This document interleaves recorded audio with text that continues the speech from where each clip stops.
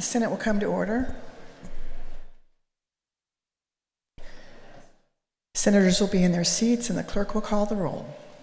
Alley, Baumgardner, Berger, Billinger, Boyer, Bowers, Braun, Denning, Dahl, Estes, Fauskado, Francisco, Givens, Goddard, Haley, Hardy, Hawk, Hensley, Hildebrand, Holland, Kirshen, Longbine, Lynn, Masterson, McGinn, Miller, Olson, Peterson, Petty, Pilcher Cook, Pyle, Rucker, Skubal, Sullentrop, Sykes, Taylor, Tyson, Wagle, Ware, Wilborn.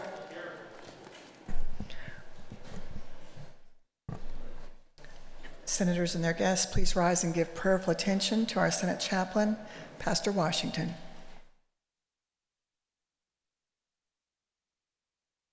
Please bow with me. Heavenly Father, yesterday in song, our prayer was, God bless America, this land that we love. Stand beside her and guide her with your light from above. And Lord, what we need as a nation, as a state, what we need in our homes must ultimately come from your hand of blessings being extended to us. For you made it clear in James chapter 1, verse 17, that every good and perfect gift comes from you. When the wheels of a vehicle are out of alignment, the sooner they are corrected, the better and the greater the chance of avoiding heavy repair costs. In a like manner, Lord, the wheels that we run on need to be brought into alignment with you, with your will and with your ways. In Psalm 33:12, your word says, "Blessed is the nation whose God is the Lord." When the crying prophet Jeremiah observed the condition of his nation in the 17th chapter, you used him to contrast the difference between a people being cursed by you or being blessed by you. In verse 6, the cursed was like a shrub in a dry desert, not seeing prosperity. While in verse 8, the blessed one, the one in alignment with you, will be nourished like a tree planted by the waters, maintaining green leaves and bearing much fruit. So, Lord, like a master mechanic, hoist us up on your rack and bring every wheel, every thought, attitude, action, and habit into the alignment appropriate for your blessings. In the name of Jesus, I come to you for continuing alignment. Amen. Amen.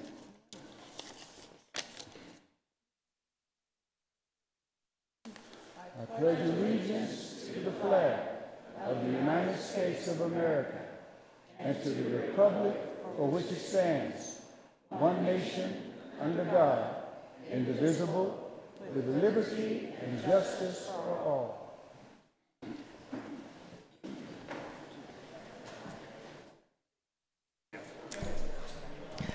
For a point of personal privilege, the chair recognizes a senator from McPherson County, Senator Wilborn.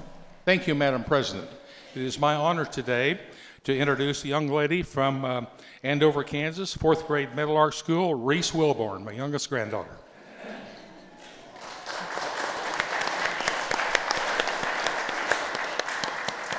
And her mother, Sarah. Thank you.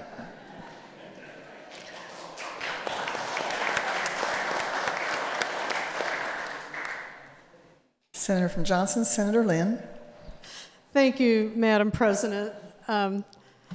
Those are a couple of really tough people, hard to follow, especially your granddaughter, just saying. So it is also my honor to recognize and thank the members in the VIP gallery.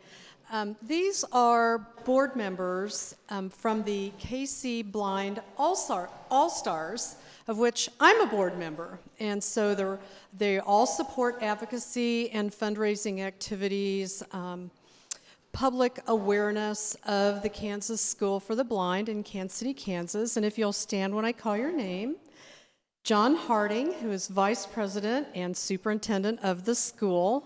Larry Heisel is Secretary, and he is also on the Kansas City Federal Executive Board. Tom Johnson, Treasurer, and with the Bank of Labor. And Madeline Birkendine, Board Member and former Superintendent of the School for the Deaf and the Blind. So I appreciate you coming to shadow me today. I just recently became a board member, and it seemed like it happened almost before session. Time flies. So I've been trying to stay hooked in. I think it's a very important thing that they're doing with this board because, as you know, the School for the Blind is an agency. It's a separate agency of the state, and so money is always an issue. But I did get to speak with them quite a bit today during committees, and one of the subjects was teacher pay. And they felt like they were in line with that, thanks to the legislature taking some action on that a couple of years ago, and feel like they're in good shape with that. As always, the School for the Blind can always use your support, and I just want the Senate to give a big thank you to the work that they do and the leadership that they have. So welcome to the Kansas Senate. Thank you very much.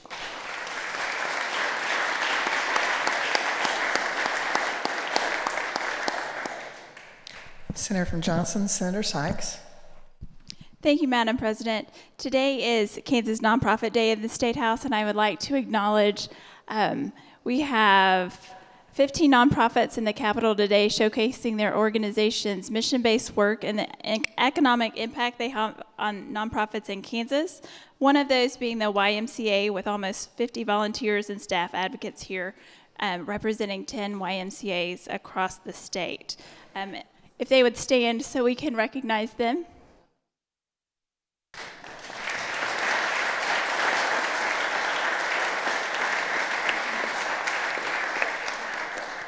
Thank you, and just a reminder, there is a reception at the Dillon House, networking with them from 5:30 to 6:30. Senator from Sedgwick, Senator Faust-Godot. Thank you, Madam President. I, too, would like to acknowledge guests in the Capitol today in the West Gallery of the Senate chamber behind you. We have the International Rescue members of that committee. If you would just please stand. We do have Jennifer Dorian Penna, who is here, and she is their statewide refugee coordinator. Thank you so much for what you do for those who need your services. And if the senators would give a round of applause for them, Madam President, appreciate it.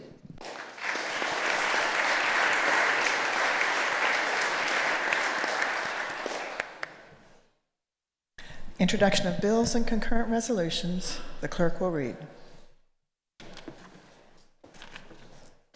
Senate Bill 225 by Committee on Ways and Means, an act concerning the hospital provider assessment. This constitutes introduction of Senate Bill 225. Please note reference of bills on page 1 of the calendar. We are now ready for final action. On this roll call, we will take the following: the consent calendar bills on page 2, Senate Bill 155, Senate Bill 173, and House Bill 2174, and the bills on page 3, Senate Bill 70, and Senate Bill 99. The clerk will read the titles. Senate Bill 155, an act concerning certain cemetery districts and the de-annexation of territory located within a city. Senate Bill 173, an act concerning the disposition of state real property. House Bill 2174, an act concerning the state use law. Senate Bill 70, an act concerning alcoholic beverages. Senate Bill 99, an act concerning emergency medical services. The clerk will call the roll. Alley. Baumgardner. Berger. Billinger. Boyer. Bowers. Braun. Denning. Dahl. Estes. Bauskado. Francisco. Givens. Goddard. Haley. Hardy. Hawk. Hensley. Hildebrand.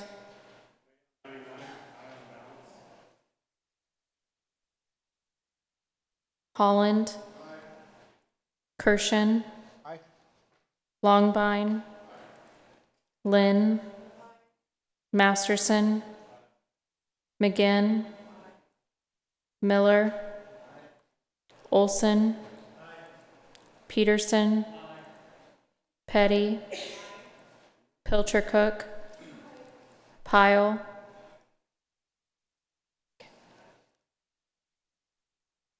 Rucker. Skubal. Solentrop. Sykes. Taylor. Tyson. Wagle. Ware. Wilborn.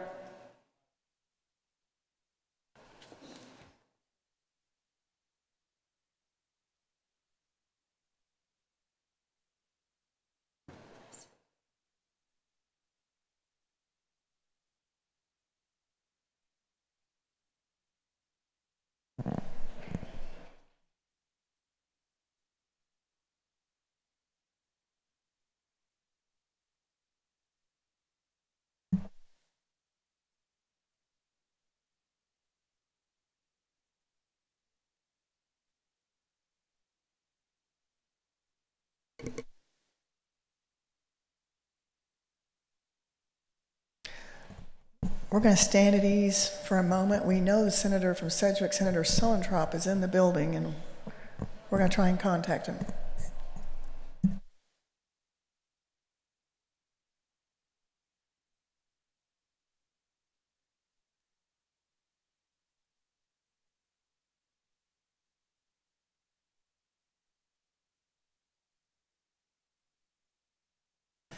Okay, he was in the building and he had to leave.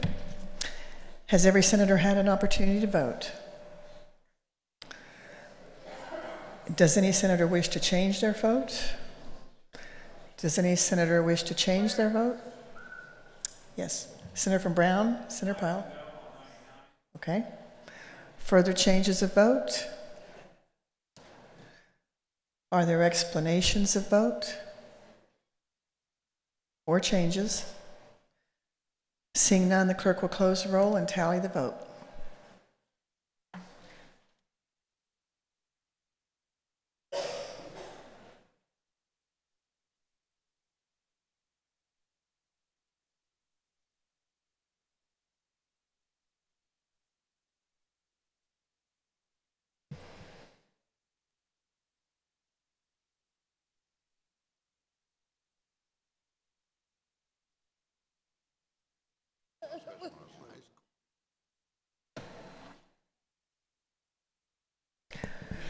"38 having voted for and none opposed to Senate Bill 70, Senate Bill 155, Senate Bill 173, and House Bill 2174, and 37 having voted for and one opposed to Senate Bill 99. I don't think that's correct. Just a minute.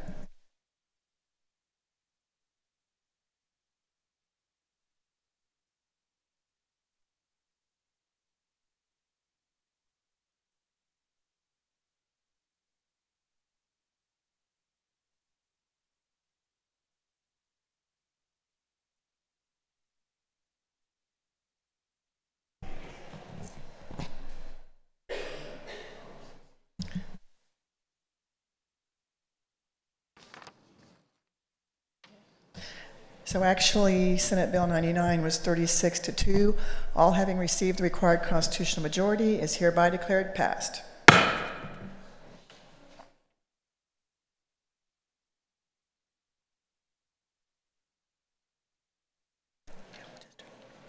Messages from the House, the clerk will read. Announcing passage of House Bill 2133, announcing passage of Senate Bill 17, Senate Bill 39, also announcing adoption of SCR 1606. House Bill 2133, an act concerning alcoholic beverages. This constitutes introduction of those bills previously read. Correction and approval of the journal. Our intention is to recess. Before we recess, are there announcements? Senator from Riley County, Senator Hawk. Thank you, Madam President. It's my pleasure to introduce my shadows from Clay Center High School that are here today. Would you stand as I read your name? Dalton Brumfield, Matthew Davidson, and Jairus Kelly. They're great seniors with a really keen interest in state government and how we do things. And I would like to personally thank my transportation chair, Chair Peterson, and the transportation committee members that had lunch with them and had quite a lively question and answer. I'm sure they'll all be ready to run for the legislature as soon as they reach the appropriate age. Could you please give them a warm Senate welcome?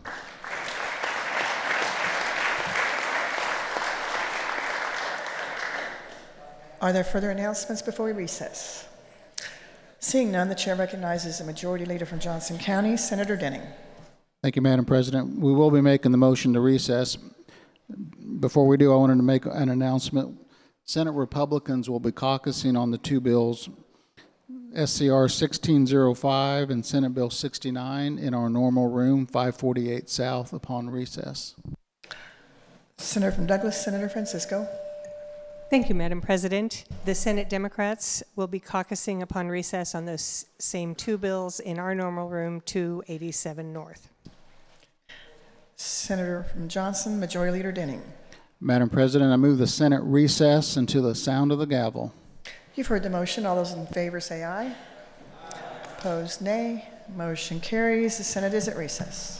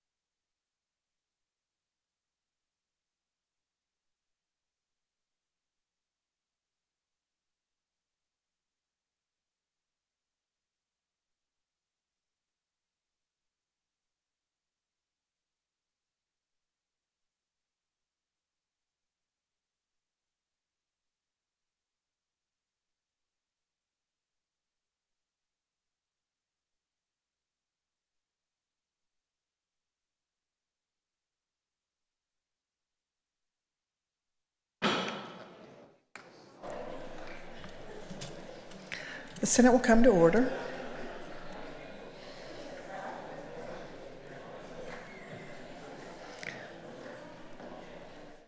The chair recognizes the Majority Leader from Johnson County, Senator Denning. Thank you, Madam President. I move the Senate resolve itself into the Committee of the Whole for consideration of bills on the calendar under the heading of General Orders. You've heard the motion. All those in favor say aye. Aye. Opposed, nay. Motion carries. The chair appoints a senator from Sedgwick County, Senator Peterson, to preside over the Committee of the Whole.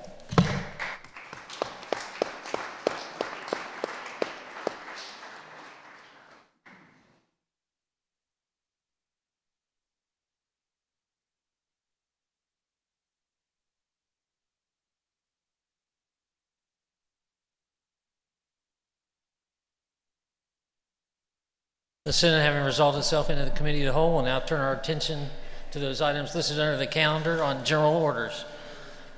We will turn our attention to SCR 1605. The chair recognizes Senator from Wyandotte, Senator Braun, to explain the resolution. Thank you, Mr. Chair.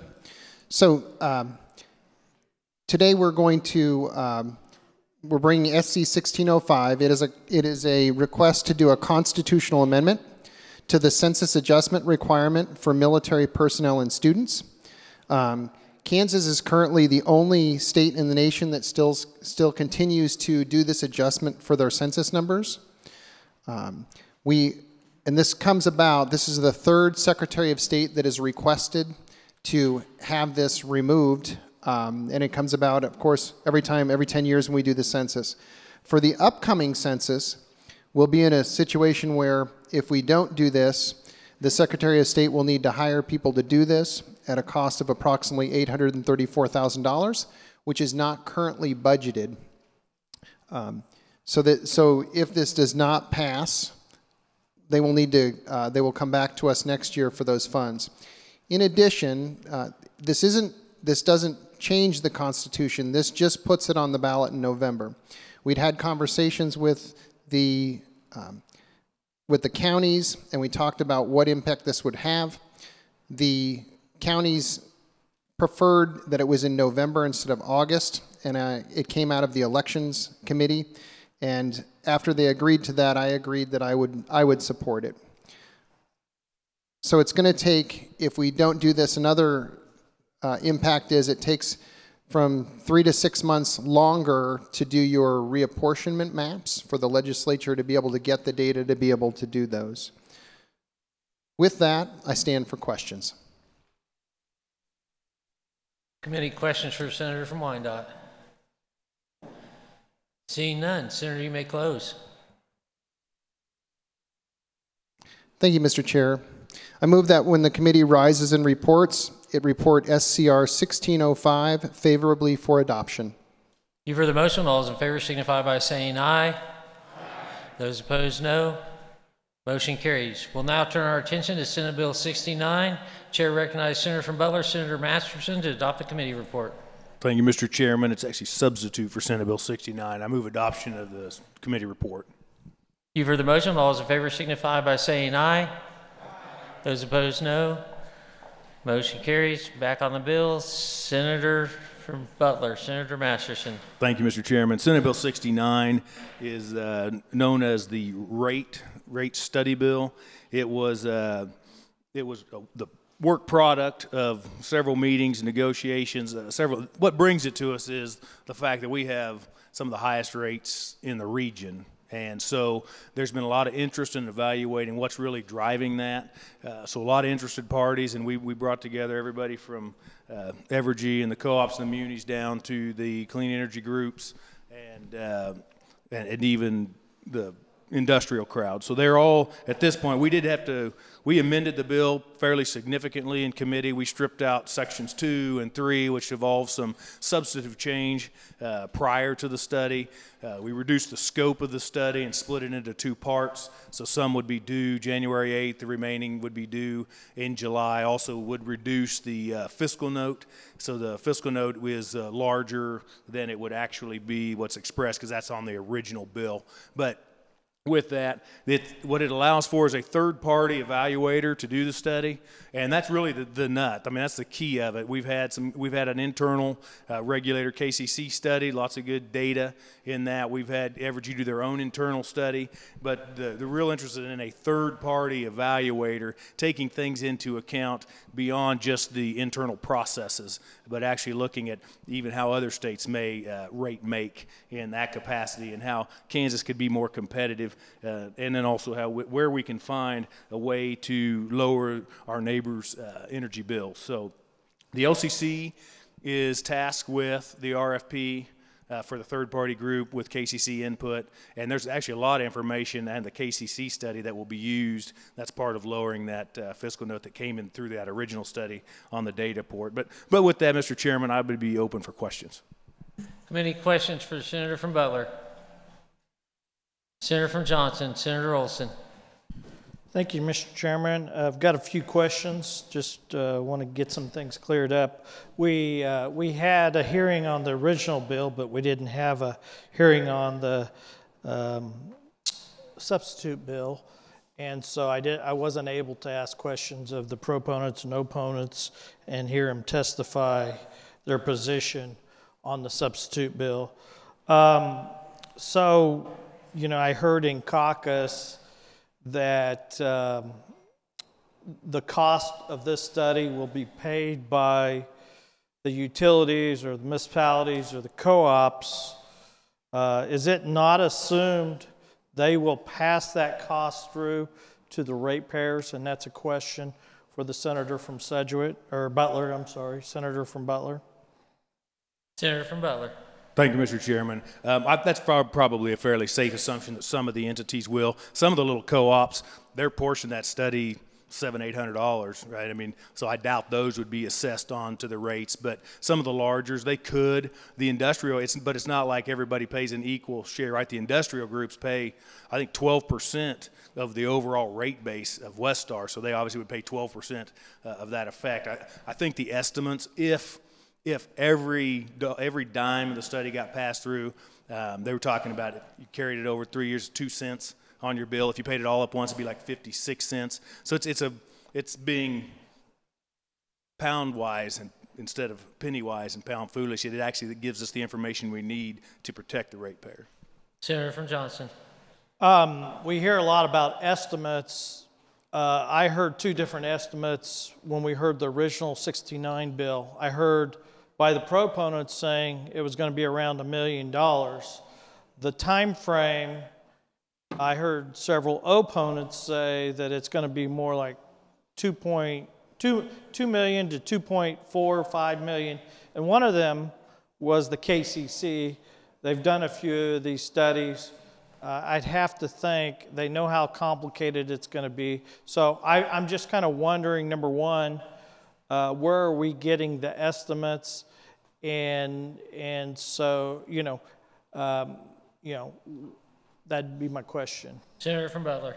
Thank you, Mr. Chairman. Just a little correction there. At this point, with the Senate for Substitute, there aren't opponents, but there were to the original bill. That is correct.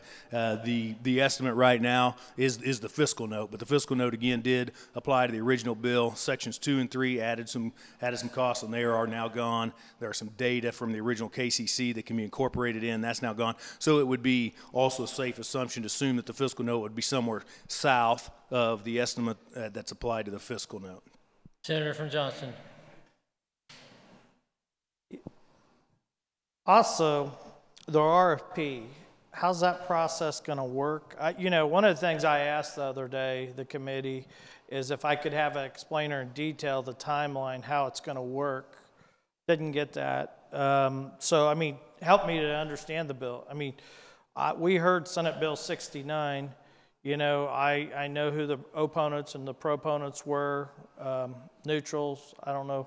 I'd have to get my sheet out, but we didn't have a second hearing on the substitute bill, so I don't recall that anyway, did we? Senator from Butler. Thank you, Mr. Chairman. I'll try to back up and take those in order. I'll start with the last one first. Did we? We had a full hearing on 69. Was there a a different hearing on the amended substitute for 69? The answer is no. It was all the result of, as we all do, working a bill. Coming back, I can't even now remember what his first question was. I think it had to do with the, well, I'll need the first question again. Could you restate your timeline question, Senator from Johnson? Oh, I remember what it was. I asked about the timeline of the RFP. Senator from Butler. Request for proposal, I'm sorry. Thank you, Mr. Chairman. Yeah, it clicked in as soon as I said I didn't remember it. So the RFP, the way that would work and the way these processes work, it is a fairly short time frame, but certainly attainable.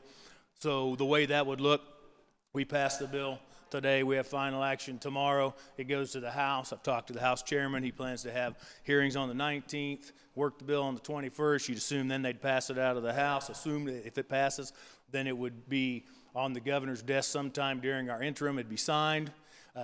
We would probably not override a veto on it, so it would then become law at publication in the Register, making it effective law. So then the LCC could take it up and present an RFP, and so they would put out the request for proposal. I think it's reasonable to assume 3-4 weeks to get those out and get responses back, and then you evaluate those proposals. So you would have probably something in the July range, and then that would give them the remaining balance of time to accomplish the study, which should, and that's also why it was split in half, and had part of it was to January 8th, rest to give them the most pertinent stuff first, and then take on in the second half the balance of the study.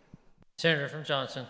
So are they going to have time to review it, or do they already know how to write an RFP dealing with power rate? I mean, are they experts, or how are they going to write that power rate study? Is there someone that the LCC will have on staff to be able to write a power rate study in general terms? That's my question. Senator from Butler. I think the short answer, Mr. Chairman, is yes and yes. We have a wonderful group of revisers that work in the subject matter. The bill is very proscriptive in what we study, so it would be fairly reasonable to assume they could artfully craft language that would accomplish the needs of the study. Senator from Johnson. So are they going to take into account for, say, a municipality is just representing a small geographical area dealing with a smaller number of transmissions versus a co-op that, you know, the farmers or the people they're representing, there's large distances apart? Are they going to take that into account when they're writing that? Because there's going to be a larger cost to build that transmission line from, you know, one consumer to the next versus when you got 20 on the block. Senator from Butler. Thank you, Mr. Chairman. Now, the actual study will be performed by the third-party obvious expert. The RFP will simply state what is requested in Senate Bill for Substitute 69, or Substitute for Senate Bill 69. So it is not, you don't have to have that in the RFP in the original, because that will be taken up with the expert. And the answer is yes, they will know the difference. Senator from Johnson. I've been on the Utilities Committee for 15 years. I'd want the KCC involved in writing the study. I think they've got some of the best expertise on power rates in this state. I'll be honest with you, when the original bill was introduced, I don't have a problem with studying power rates. I don't want a timeline that's restrictive, a timeline that doesn't look at everything. I want to make sure we get this study done and done right. I don't want to come back here.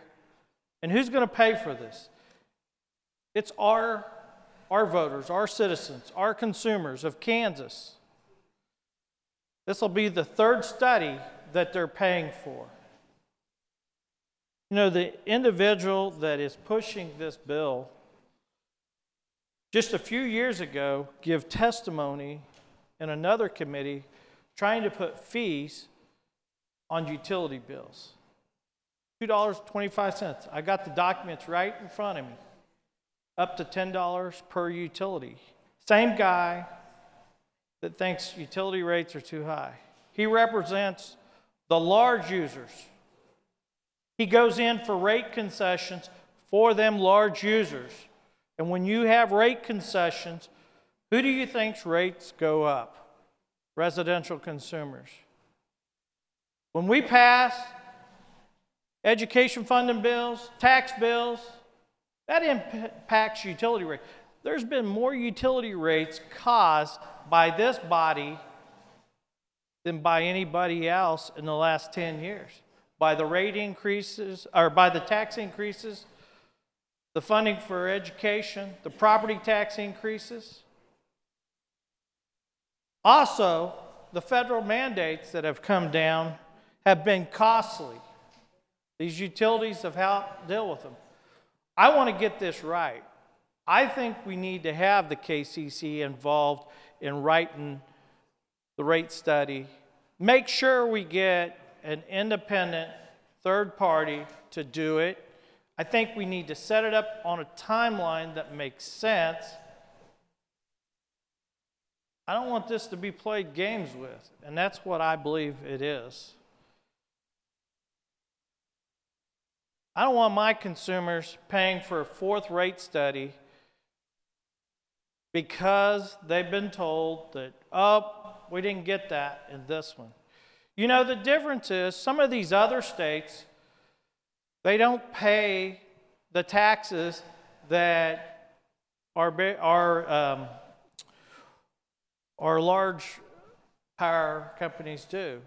You know, our municipalities don't have the same tax structure, so they're going to have a cheaper rate.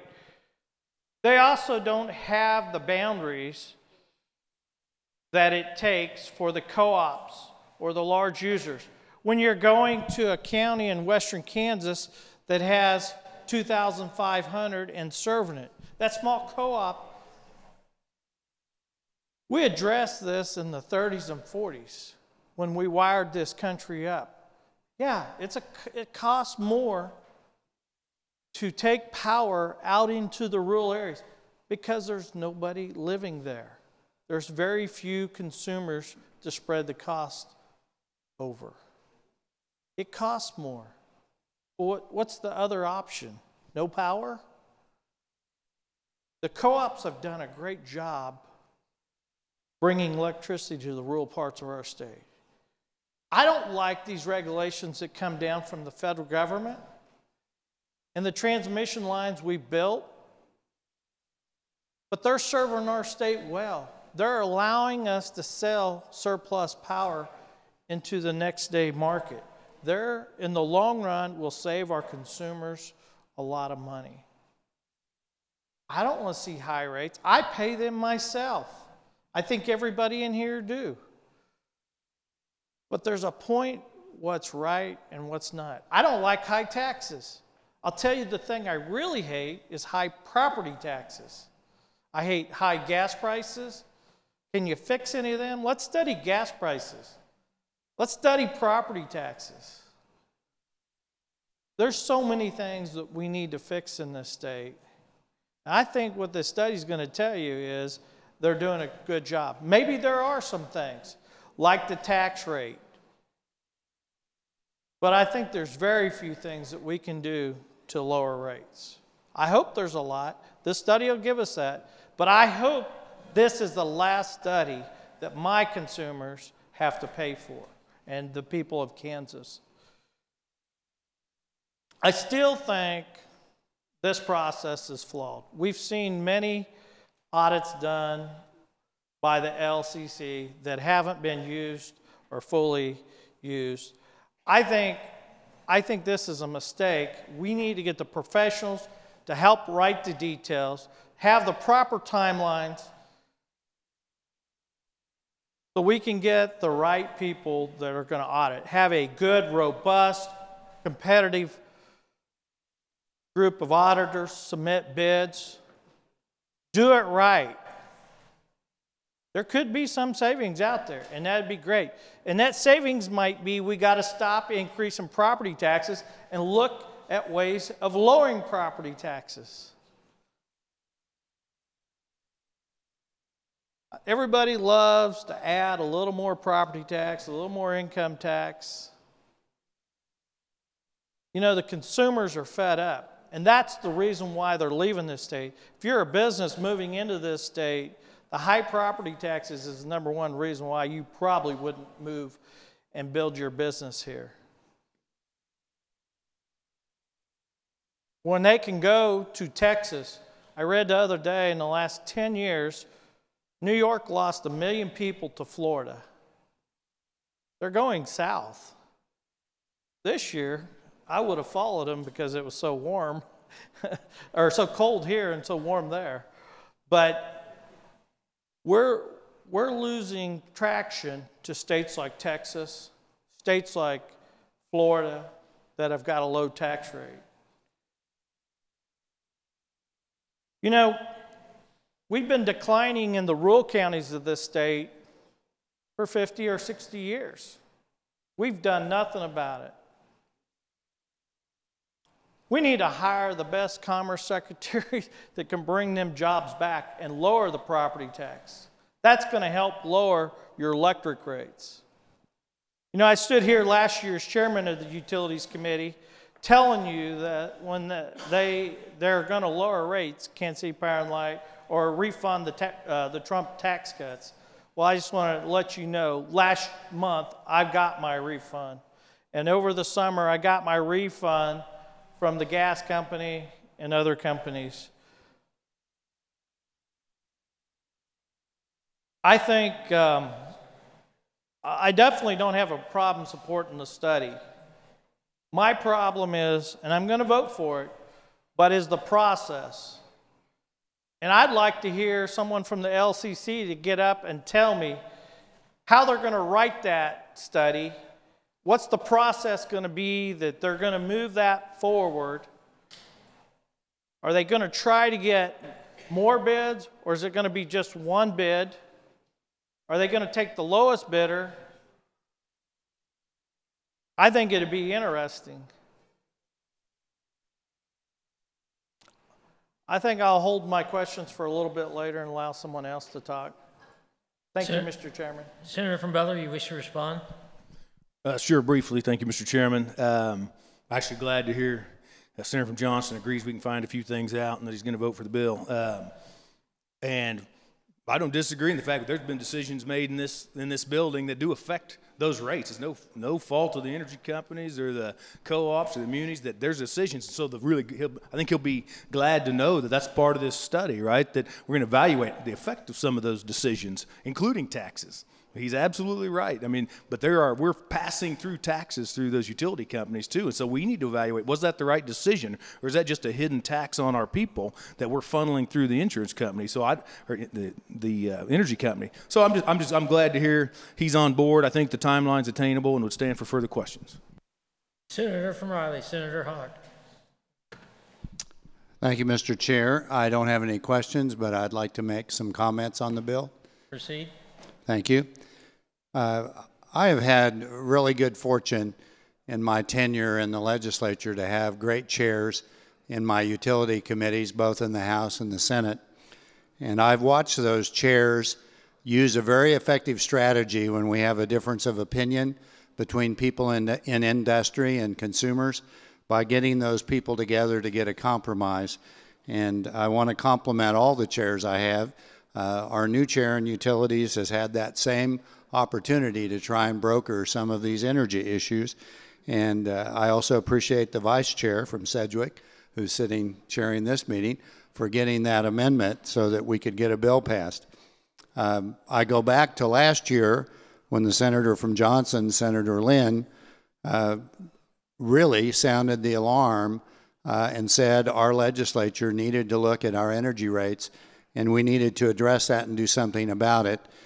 And so I look at this bill, both the original one, we had another compromise bill that was generated, Senate Bill 181, that I thought had some really good points in it.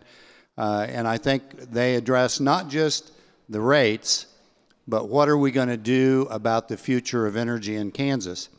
I've also had an opportunity to see this legislature take a long look on some really important things.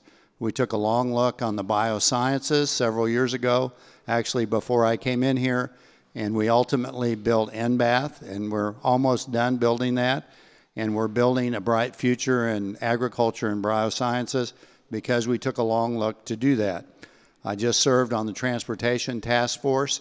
We recognized that we had a problem, and we're beginning to address that as a result of that task force. I was on the governor's Blue Ribbon Task Force on water. We still haven't implemented all of those suggestions, but we've started working on many of those. And I also was on a telecommunications task force, and I'm on a broadband task force, all important issues for us to address. But I think this issue is just as important. And I'm glad that we were able to bring, through the leadership of our chair and the committee, industry together with consumer group and get a bill on the floor that moves the ball down.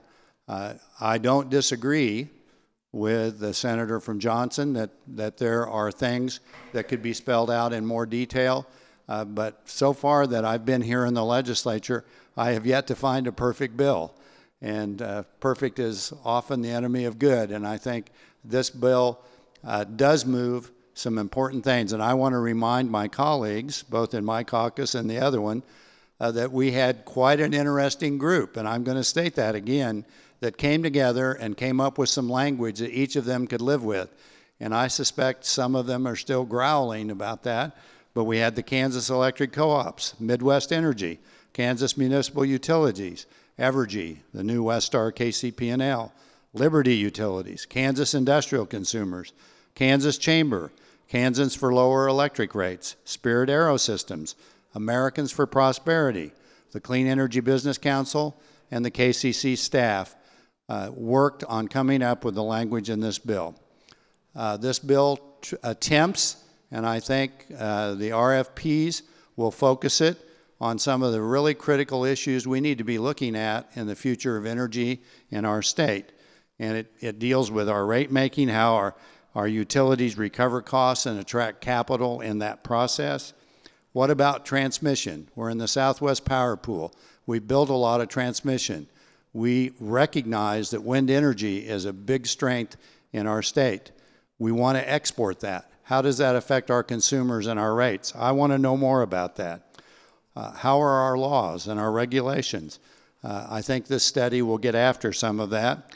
And I also want to get after some of the things that we're talking about in some of our other committees, like electric vehicles. I'm told, and some of the things I read, 70% of the new cars made over the next 10 years may actually be electric or hybrid vehicles. I think that affects us. What about charging stations? Where do we put them? How do we recover costs? Could that help our consumers in lowering rates? There are a host of issues that I think are addressed in this bill. And yes, I agree it's not perfect. I'm glad we want to make it better. But I think it's time to pass it, work on it in the process, as the chair has said, and really focus on this as another area that we can use to make Kansas more attractive, both for the citizens we represent and the businesses we have here and the businesses we're going to attract. Thank you. Further questions for the Senator from Butler? Senator from Johnson, Senator Bollier. Thank you, Mr. Chairman. I do not have a question, but just a quick comment. I have too struggled with whether it's needed to keep studying things, but I find myself in support of this bill and think that we can gain from that. What I would like to add and remind us as a body that there are other bills out there still alive this year, Senate Bill 24 and Senate Bill 126, that are ways that we can start working on reducing electric costs or utility costs. I don't know if I support or am against either of these bills, but we have things in progress, and I urge us as a body to be working on things and keep moving them forward. It seems that hasn't always happened this year, and so in light of this, let's not just do studies, but let's move things. Thank you. Further questions or comments? Senator from Saline, Senator Hardy. Thank you, Mr. Chair. I do stand in support of Senate Bill 69. I think it's something that could provide us with some valuable information in terms of energy in Kansas. I do share the senator from Johnson's concern about the timing of the study, and I would like to think that I am as optimistic as the senator from Butler in terms of the timeline for the study. And I was concerned a little bit about whether or not we have or could have a backstop in case this bill drags out to May sometime and shortens that window that the study could be completed. The last thing I would like to do with $1.2 million dollars is to have an imperfect product at the end of that time, or a product that does not answer all of our questions. And I want to have the best product possible. And in order to do that, I think that we need to make sure that potential researchers have an adequate amount of time in order to do that study and to come back with a great product, so that we are confident that it was truly a good investment of taxpayer money to have that study done. So I'm not in favor of offering an amendment. I was just throwing this out possibly for future reference as the bill moves through the process, so that we can get the best product for the money. Further questions for the Senator from Butler? Senator from Johnson, Senator Lynn.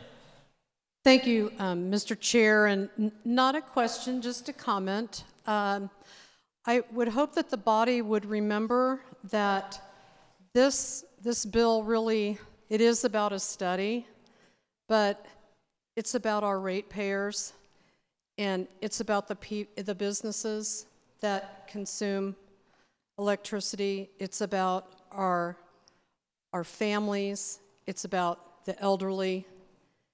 And it is a problem that if we cannot solve this session, because obviously we're not going to get to any path forward other than to do this study. And if I have to go back to my district and say, oh, we did absolutely nothing about your electric rates, sorry. I don't think any of us in this room want to say that. So I think it's imperative that we show our constituents and we show the ratepayers that we are listening and we have heard them. And this is how we're moving forward on this, so that we never have to be back in this position fighting this same issue. So I urge the body to support the bill. Further questions for Senator from Butler? Senator from Douglas, Senator Francisco. Thank you, Mr. Chair. I do have some questions for the Senator from Butler.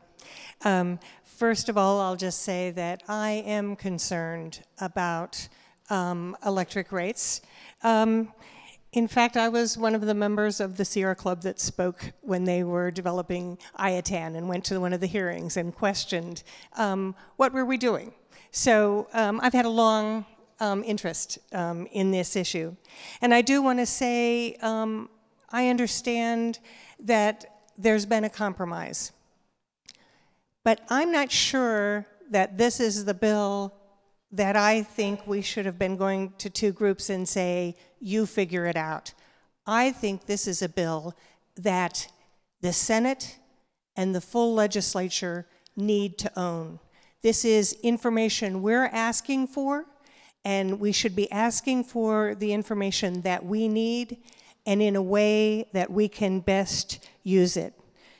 So the first question I have for the Senator from Butler, who referred to the rate study, Kansas City Power and Light and Westar Energy, that we all had an opportunity to review.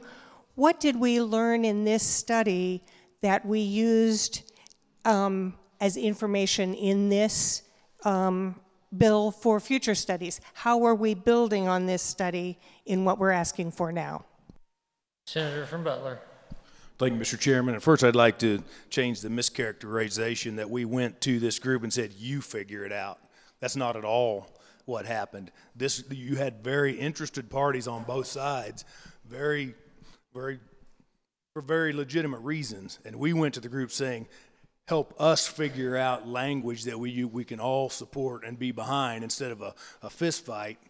We want you to help us find the terminology, because we've not all been members of the Sierra Club or experts in energy. So we needed their help and their input to determine what some of those proper questions were. So just on the characterizations that we're asking them to figure out what we want, I just wanted to straighten that out.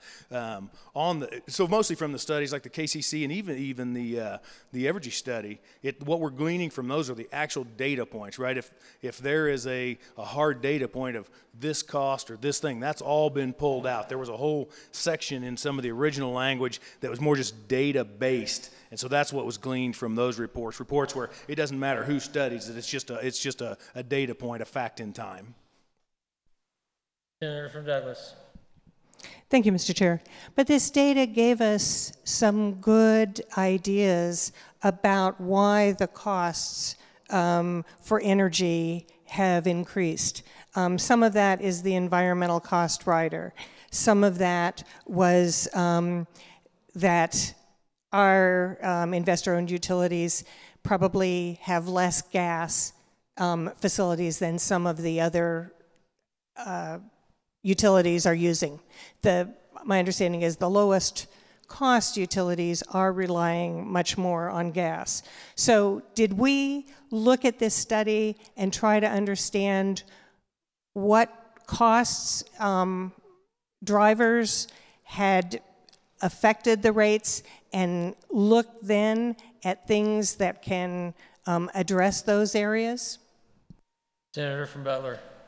Thank you, Mr. Chairman. Short answer is yes. We did look at those things, and there were good ideas as to why the rates were high. The reason you're looking at a third-party entity and a whole bunch of different questions is because we need to go beyond why, right? I can tell you why the rates are high, but we need solutions. We need to evaluate, are there rate-making processes in other areas? Are there tax implications? Are there decisions we've made? Because quite frankly, we are, and quite frankly, we would probably disagree with some of even the decisions that were made here or at the federal level, right? Some of the reasons energy are high is because we punish coal and we subsidize wind. Those types of things that necessarily increase rates because you want to promote from a government perspective a certain process. So, but those are rate drivers as well. So that you got to go beyond why is the rate high, and this is why this is beneficial to your neighbor, because we need to know what are some of the solutions that are practical to implement that can actually have a real effect for them. Senator from Douglas. Thank you, Mr. Chair. I do know we need to go beyond that, but I was hoping that we would use that to value some of the things that we were asking for. So the bill particularly talks about that it's being enacted to provide information that may assist future legislative and regulatory effects to craft forward-looking energy or electric policy. So did we specifically, as a committee, hear from the KCC about what they need for that regulatory part of that effort? Senator from Butler. Thank you, Mr. Chairman. We did hear from the KCC in the hearing. I don't know if the senator from Douglas heard specifically what she wanted to hear. They're also in this bill, by the way, and I think this is going back to even some of the questions asked earlier. The bill actually requires the KCC to assist in this process. So where there will be some of the concerns from Senator Johnson about the KCC not being involved. To the contrary, not only are they going to be, they're required to be involved by the bill in the process as the experts. But they were also involved, as pointed out by the senator from Riley, involved in even those conversations that brought us Senate for Substitute 69. Senator from Douglas. Thank you, Mr. Chair. I know that the KCC has been involved and will continue to be involved. I just wanted to make sure that we looked to them for specific questions that they felt it was important to ask, and then perhaps for a specific timeline. So if we're going to look at regulatory practices from other states, ask them what did they feel would be interesting questions to ask, and what kind of a time frame might that need. We are asking investor owned utility customers, municipal customers, and electric co-op customers to all be involved in helping us or in actually paying for this bill.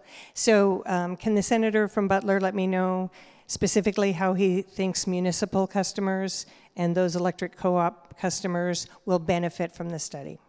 Senator from Butler. Well, obviously, how I think is will be determined by the results of the study, because I don't know what some of those components are. But I do believe studying, well, just even the interaction between the cost of fuel that the IOUs bear that's passed on to municipal, or cost of transmission, or cost of distribution. There's all kinds of aspects by which we can glean information that would benefit our co-op and muni clients. Senator from Douglas. Thank you, Mr. Chair. It is true that some co-ops purchase power from investor-owned utilities, but not all. We're including BPU in this bill, and they have their own facilities, so they wouldn't benefit from pass-through rates. So I think that's a concern, that we're not clearly identifying which customers are paying for parts of this study and connecting it with the charges to those customers. The senator from Butler mentioned the fiscal note and thought that it might go down because some parts of the study have been taken out, and I really appreciate that having happened. Have we also added things that we're looking to study beyond what was in the original Senate Bill 69? Senator from Butler. Thank you, Mr. Chairman. The answer to that is also yes. There were things removed, and there were a few things added, but the net is quite a bit was removed. Senator from Douglas. Thank you, Mr. Chair. Quite a bit was removed in terms of number of pages in the bill, but one of the things that was added in particular was looking at how Kansas Electric Utilities and the State Corporation Commission can reduce the cost impacts of decisions of the Southwest Power Pool by advocating for certain positions through the Southwest Power Pool stakeholder and regional state committee processes. I know that the SPP committees have been looking at transmission, and I think this has probably gone on perhaps for the last 2 years. So do we really think a consultant can review that process? Those are a lot of experts looking at that and provide us with more detailed information than is already available from the SPP. Senator from Butler. Thank you, Mr. Chairman. I'm not sure I can adequately answer how we think, because we might not think a lot alike, but I personally do believe they can evaluate, and there is an interaction with the SPP that is important. I mean, they are the regional transmitter, and their processes do affect us, everything from that to the next day market. So I do think there's value in that added evaluation. Senator from Douglas. Thank you, Mr. Chair. I certainly feel that there's value in the process for the SPP. I also know that I felt it was very important for this legislature to have a membership position in the Southwest Power Pool that we had when we had our Kansas Electric Transmission Authority. I'm sorry that the legislature agreed to do away with that, because that would have been an incredible tool that we could have used to monitor some of those actions that are happening at the Southwest Power Pool.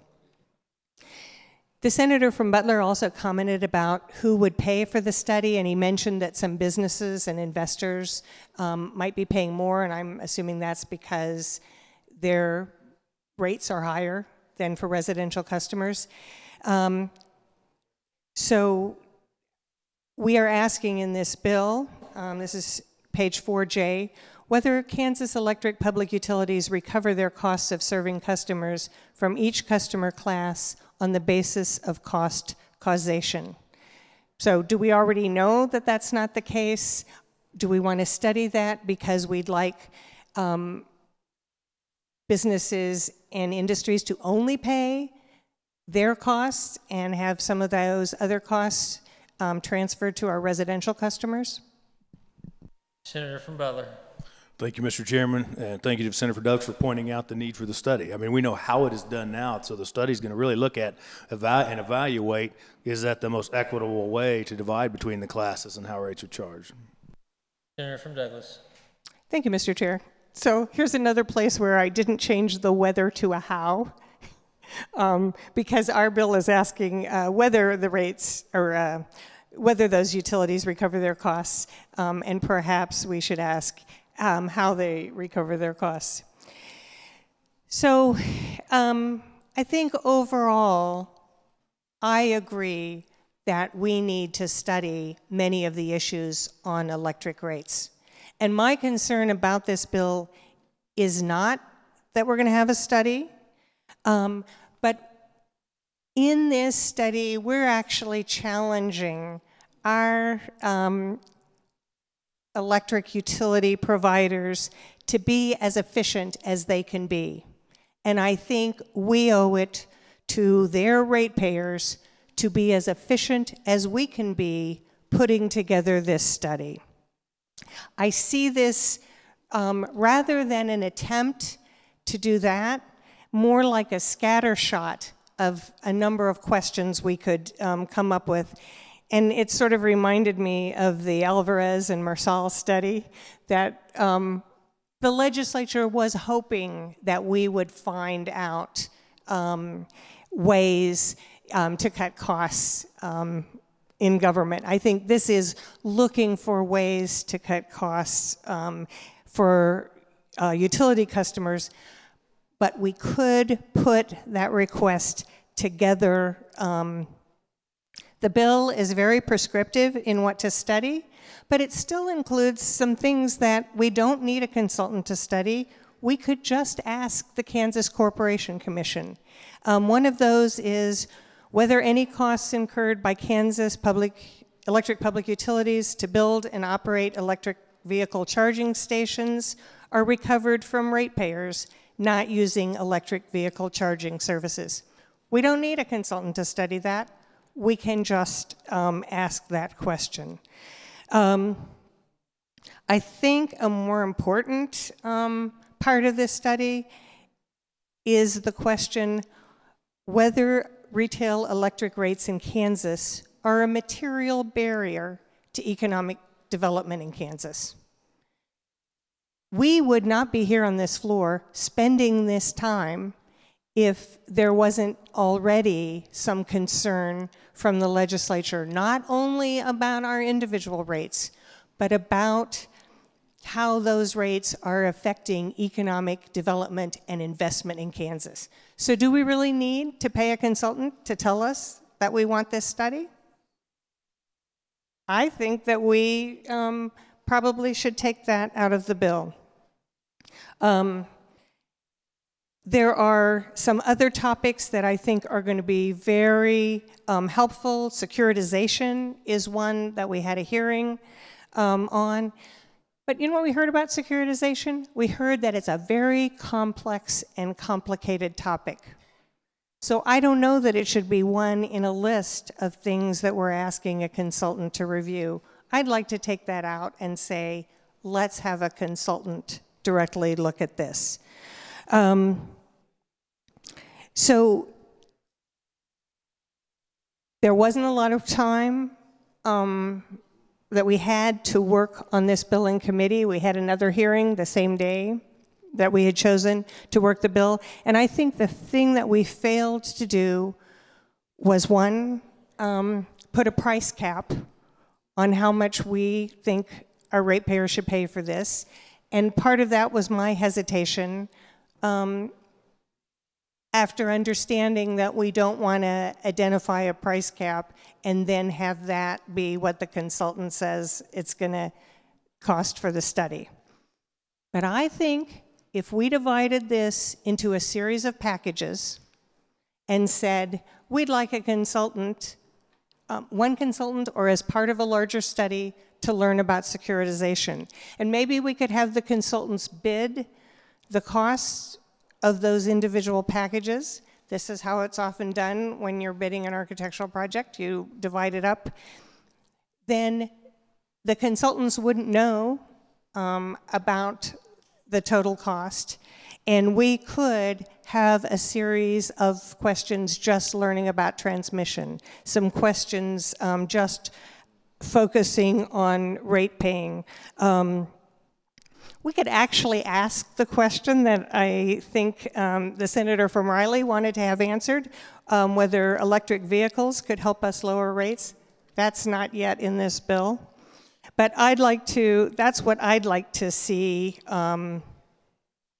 happen, and I think that would reduce the time for individual consultants to be able to respond, and hopefully reduce the overall cost of this study. I would make a motion that we send this bill back to committee and ask them to do just that.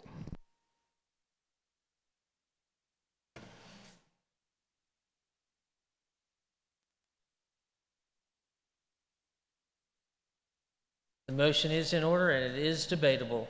Are there questions on the motion to send it back to committee? Senator from Butler. Thank you, Mr. Chairman. Certainly I would oppose the amendment. A lot of work has been put into this, a lot of people involved. I feel like we've reached a good spot, so I would hope the body would reject the motion to send it back and move the bill out. Thank you. Senator from Douglas, you wish to respond? Thank you, Mr. Chair. I'm not surprised with that response. But again, I think we've come a long way to identifying what some of the issues are. I would like the opportunity for the committee to go through each of these items, to package it appropriately for the LCC. I think it would be hard for them to take this bill and put it into an appropriate RFP without that help. So. Further questions for the senator from Douglas? Seeing none, Senator, you may move your motion. I move my motion. You've heard the motion. All those in favor signify by saying aye. Aye. Those opposed, no. No. Motion fails. Back on the bill. Further questions for the senator from Butler? Senator from Wyandotte, Senator Haley. Thank you, Mr. Chair. And I have been listening very carefully to this discussion, this debate. I don't know as much about the utilities as I can, as I should. I'm glad to hear that there will be a review, that should this bill pass, that there'll be a review of where our rates are in Kansas and what our electric and other utility rates might be, whether we're the high water mark or somewhere in between. I do know that oversight is important. I do know that it's crucial that we can access some entity, in this case the Kansas Corporation Commission, in most cases, to help us to evaluate and where exactly we do stand. What are the bellwether and benchmarks for utility usage and our rates?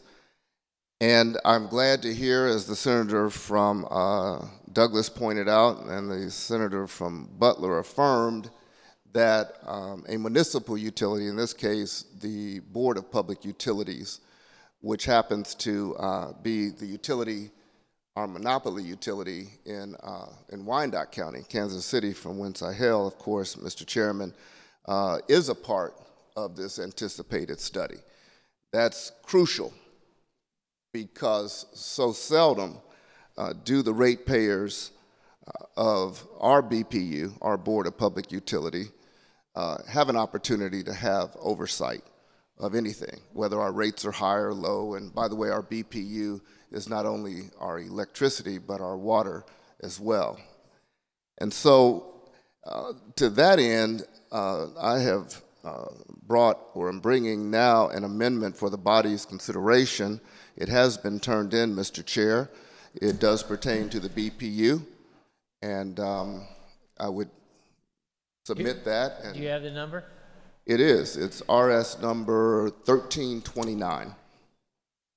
Once it's distributed, you're going to wish to have it read or wish to explain it? You know, I think I'd like to have it read. It's not as long as the one we heard yesterday that the reader read. This is only 3 sentences, so it's just a 3-sentence amendment. And I think... Give us a moment to get it distributed.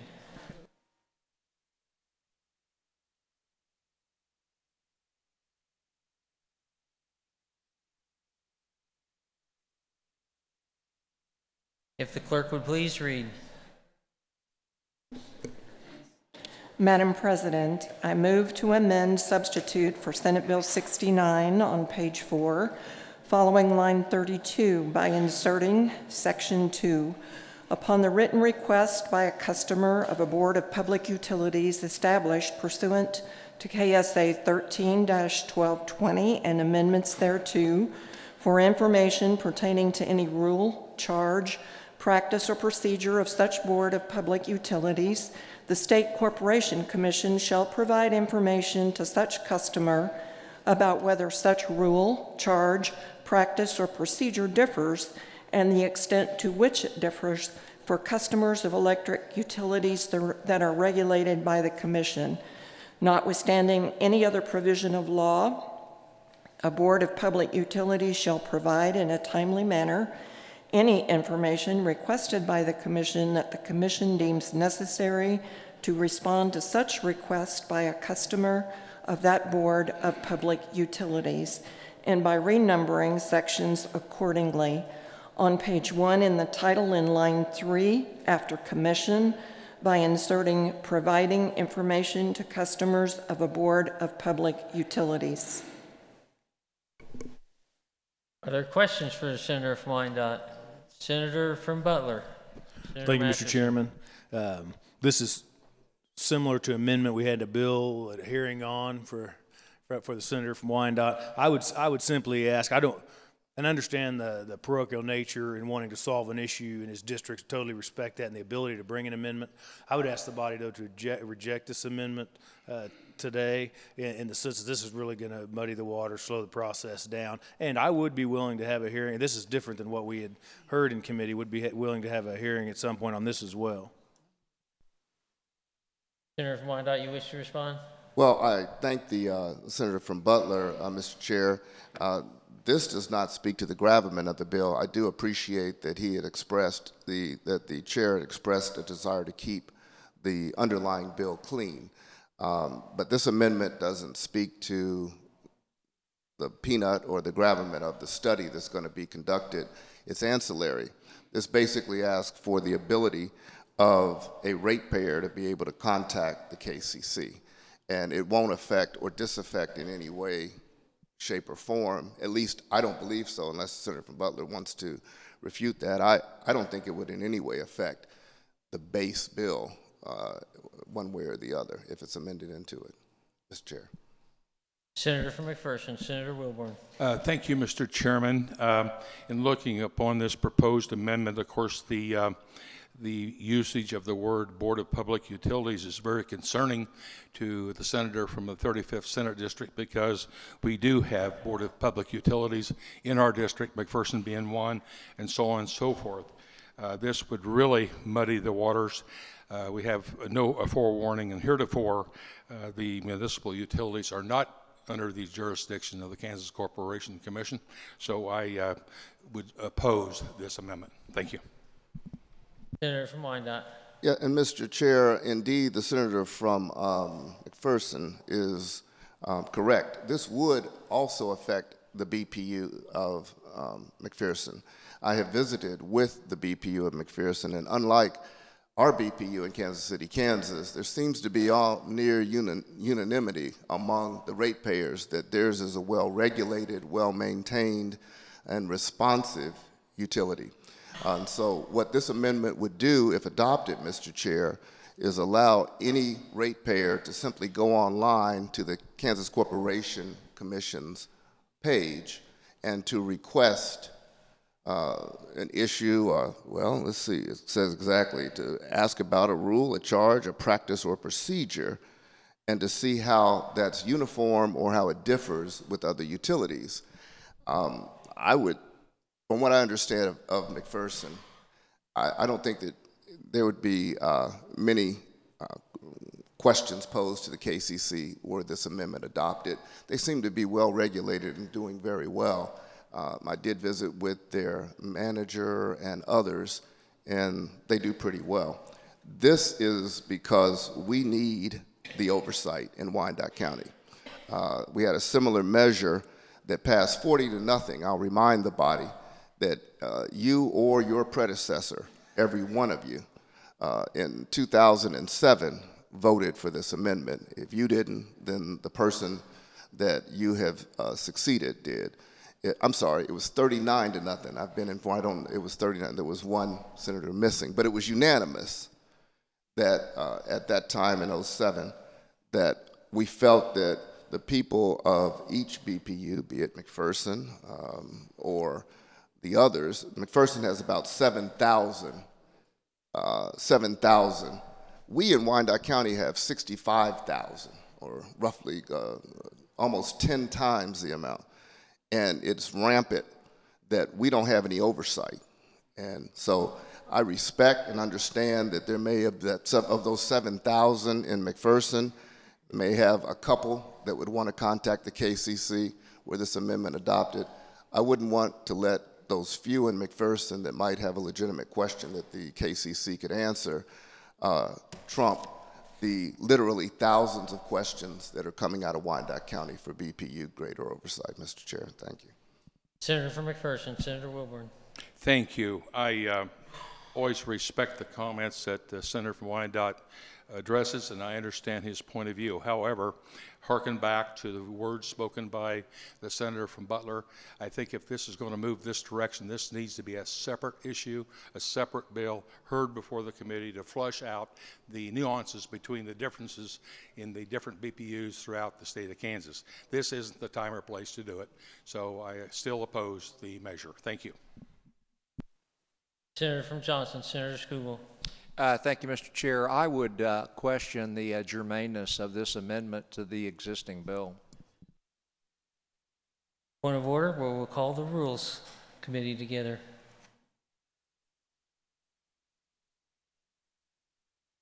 We will stand at ease.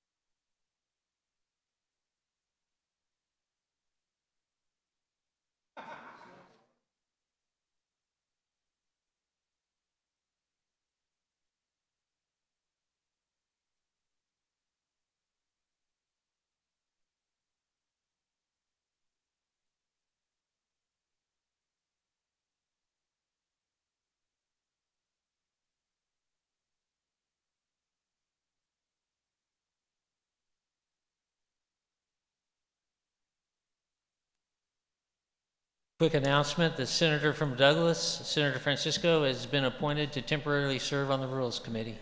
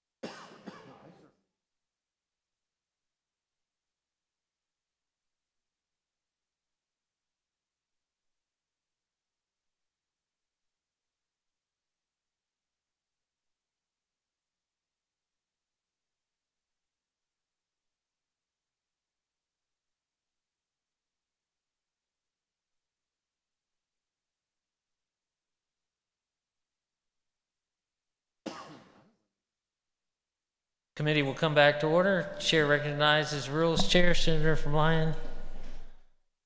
Thank you, Mr. Chair.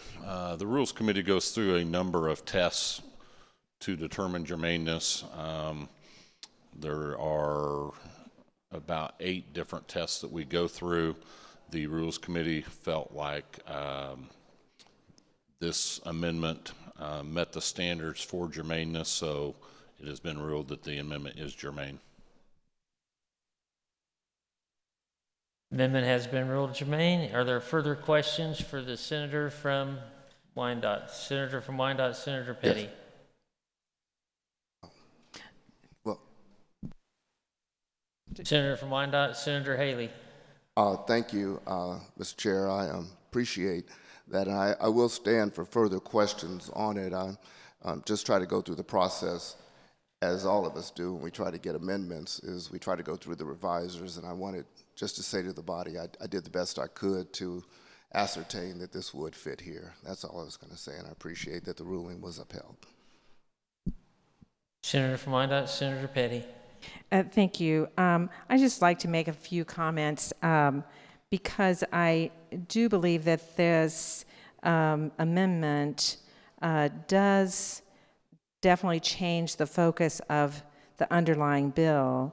And I'm just going to speak from the place of the Kansas City, Kansas Board of Public Utilities because my esteemed colleague from Wyandotte County has made comments that imply that a locally elected board that is elected by the citizens of Kansas City, Kansas are incompetent and unable to fulfill their responsibilities. And I find that that saddens me that we would think that the citizens of my community cannot make good choices about who they elect in local elections. So this board meets every other week and has on their agenda, their first thing is for citizens' comments and complaints. And if there is a citizen that comes to the BPU meeting, they also have staff to deal with them directly at that time. And then those staff report back to the board on the resolution of the complaint. I don't think it's any surprise to us that we all get unhappy about paying our utility bill. I mean, I don't think I have a constituent that says, hey, I love paying my utility bill. We all think that things cost a little bit more than they do. And the one thing that is added in my community is that it's a combined bill. So it includes electricity, water, and trash on one bill, and also the pilot for the unified government in lieu of taxes. So it is a larger bill than you might have in your community where you just have your electricity on there. So that is another factor, but the BPU and their staff have worked diligently over the last 10 years, and my colleague has referred to an amendment that was passed in 2007, so that's more than 10 years ago. But they have evening hours, they have, for customers, they have, you can pay your bill with a credit card without a charge. I mean, if I pay my property tax with the credit cards, there's a 2% charge on there. They have done a lot to try to respond to customer, to improve their customer services and to respond to customers' needs for when they pay their bill. Also, I think we often think that the rates are too high, and in fact, the Board of Public Utilities rates are below the investor-owned utilities and below the national average. So, but at the same time, they've become very energy efficient and have used all sorts of are using all sorts of energy tools to reduce the carbon footprint. So I think we need to, and this piece of this amendment, I think it's giving a false idea, because presently, if I want to call the KCC about the BPU, I can call the KCC about the BPU, but the BPU is not under the KCC, but I can call them, and then the KCC, well, they'll then refer me back to the Board of Public Utilities. So, because that's who should be handling those concerns, and so I would just encourage the body to vote down this amendment. I don't think it speaks well for what this original bill wants to do. Senator from Wyandotte, do you wish to respond? The Senator Haley from Wyandotte, because we just heard from another good senator from Wyandotte, Senator Petty. And thank you, Mr. Chair. So it begs the question, I hope we're all listening very carefully. If everything's all right, if everything's running well, lights are on, water's running, and everybody's happy, then why would we not want an independent entity like the Kansas Corporation Commission to be able to look at it? Whenever I stand up, Mr. Chair, I know you've known me a long time, and many people here, you know one thing, whether you agree or disagree with me, I'm usually standing up for the little guy. I'm standing up for I'm not a company man. I don't represent, the large utilities or the large business in this fight. If you see me standing up and taking a stand, I'm standing up for everyday people. And that's what this amendment is about. It's not letting those who believe that there's an effective recourse, as the senator from Wyandotte, Senator Petty, says in talking to the elected members of the board. The people who are elected have no power. I did not say that they are, quote unquote, incompetent. I said, quote unquote, they are ineffective, Mr. Chair. And there's a difference. I believe that they are well-meaning when they run for and say, we realize that there are issues that need to be resolved by our utility, and if you vote for me and elect me, when I get there, I'll try to reconcile why we don't get any response. They run on that platform all the time. But then they get there to the BPU, they get to the board meetings, and I've seen them time and time again, and I won't name their names, but some of them are still sitting and some have previously been there.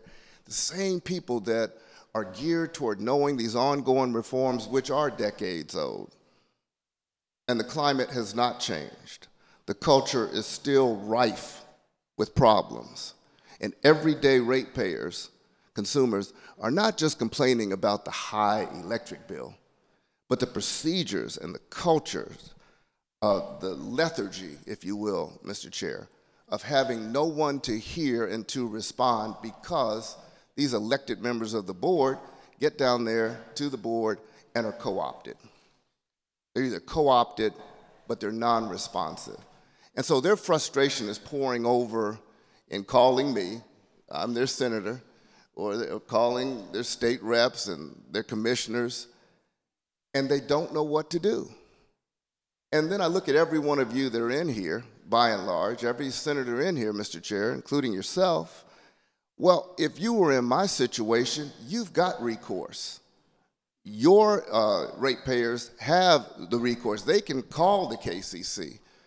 They're not listed as munis or a municipal with a so-called representative board, so they can find out what's wrong with their bill. My district doesn't have that. Neither does Senator Petty's. But she hasn't heard, I guess, from the lion's share of people in Wyandotte County, the drumbeat which gets louder and louder that says, wow, can't we go somewhere, not just about the high utility, but can't we go somewhere to have this issue resolved? Now let me say, and I'll yield, I see the senator from, another senator standing.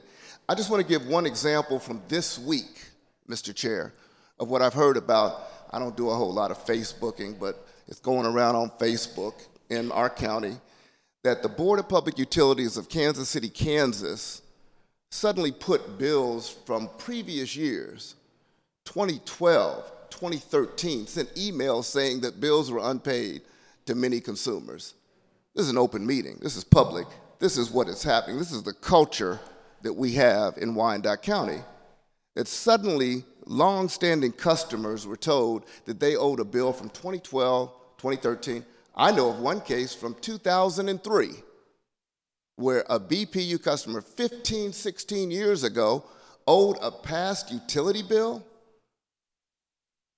and calling these commissioners, they'll wring their hands with you and say, oh, well, I was listening on something. You know, our board meets every so often. You can come there and let us know how you feel, and nothing will be done. So in closing, at this point, what I did is I called the KCC, the Kansas Corporation Commission. I know that they have no binding ability for what would be an apples to apples comparison if anybody else were to call and say, hey, KCC, I'm a utility customer who suddenly got a 5-year-old bill from my utility. What can I do? Well, you know what would happen, Mr. Chair?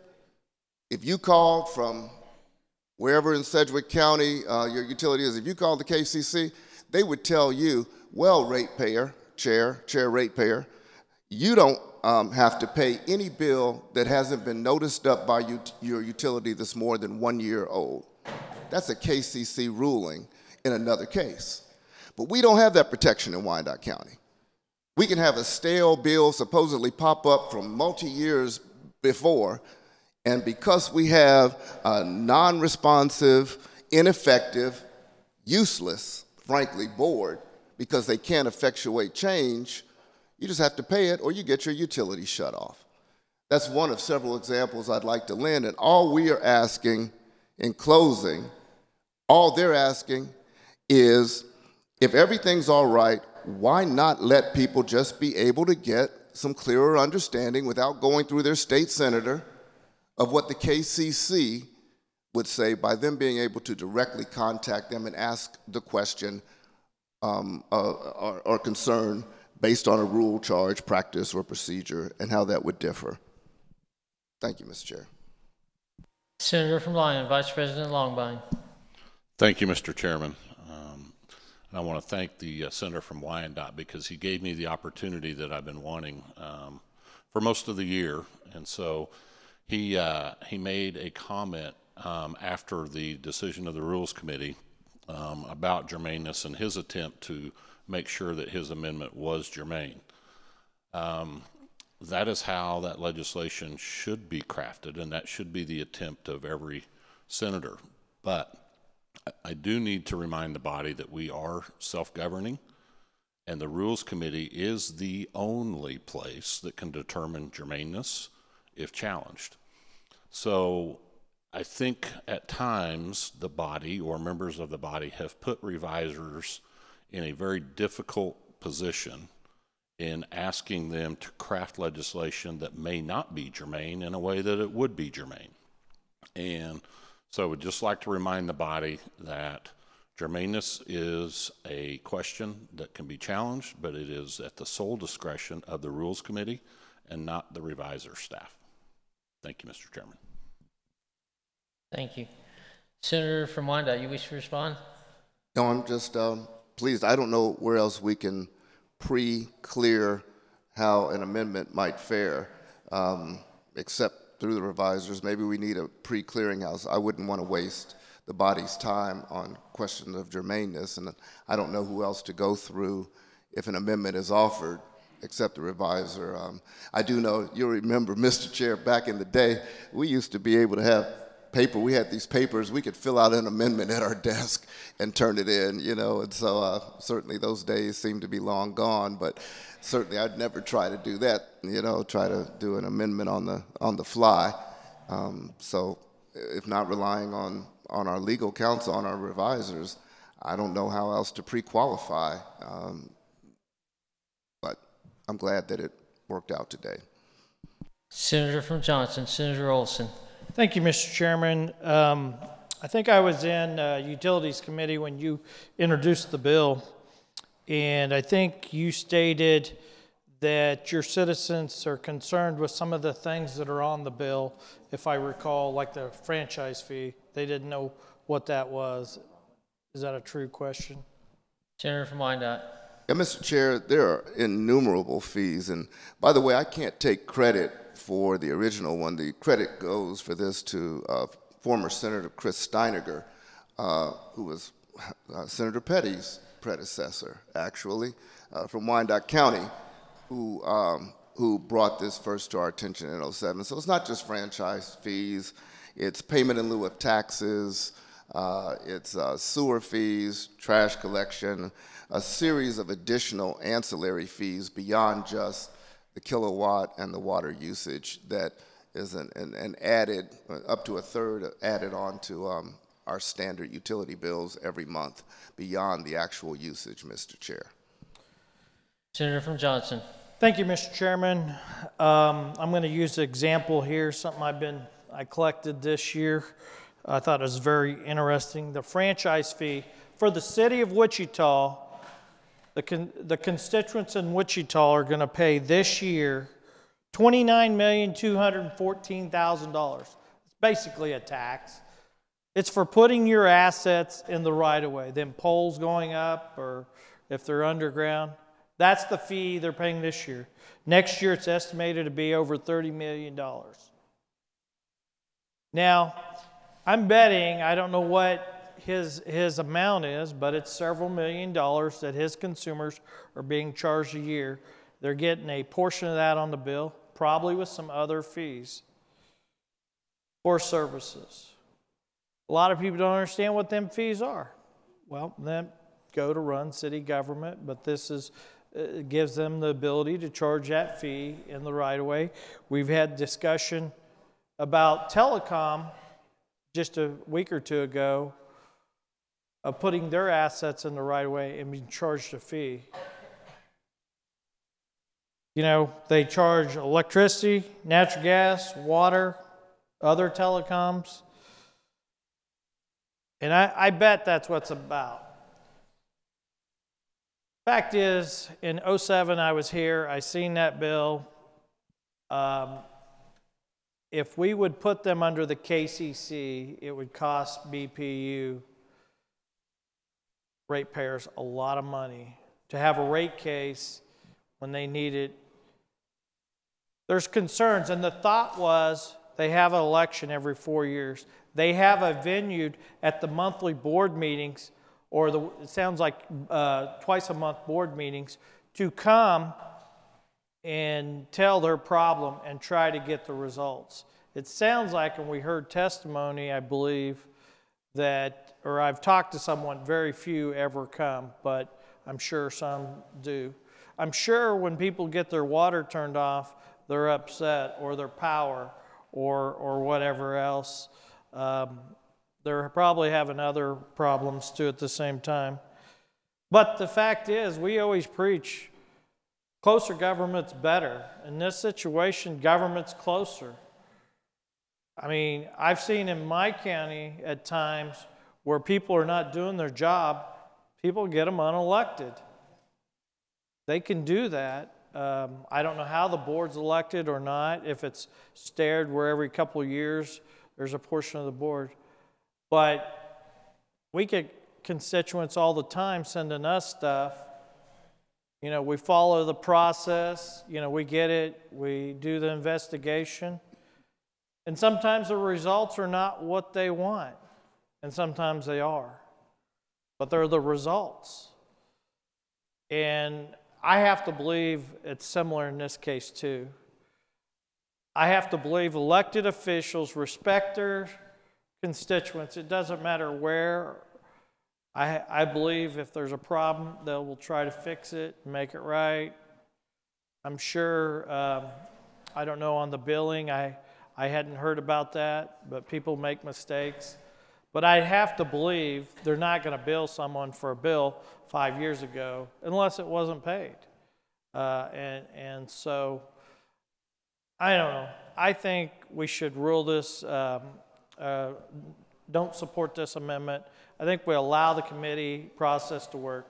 There's a lot of details we need to discuss, what these fees are, what the cost is going to be for a rate case to the consumers of BPU going in front of the commission.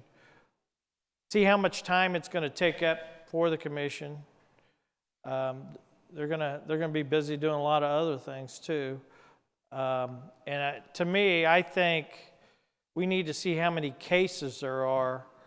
If there's just 5 or 10, can we get them resolved somehow without, maybe the Attorney General's office could handle this, or another agency, instead of bringing them under the KCC and causing them millions of dollars in rate hearings. So I urge the body not to support this amendment. Thank you.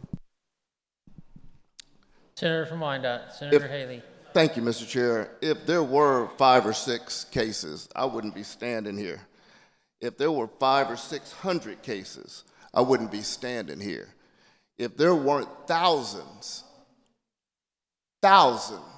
of questions that arise every year that are unanswered by the KCK BPU, I wouldn't bring this amendment. I'd let it continue to go through the process. I respect the chair from Butler, and to go back through that process. We're in some trouble. The people that, and I don't know who the senator from Johnson's utility happens to be, but I'll bet you $1 to the donut right now that his ratepayers, if they have a question, can contact the KCC. If they have an issue, they don't have to go to the Attorney General's office. They don't have to wait on some feckless member of a board to sit up there and do nothing.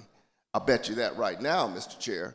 So why would he, Mr. Chair, or why would any of you who have the ability to have your ratepayers, your constituents, be able to contact a neutral third party, the KCC, why would you, whose consumers have that opportunity to have their questions answered, in this case, in my county, thousands of times over, why would you have that ability for them and then deny that ability to the people that I represent? Why do we have to be second-class citizens, indentured servitude?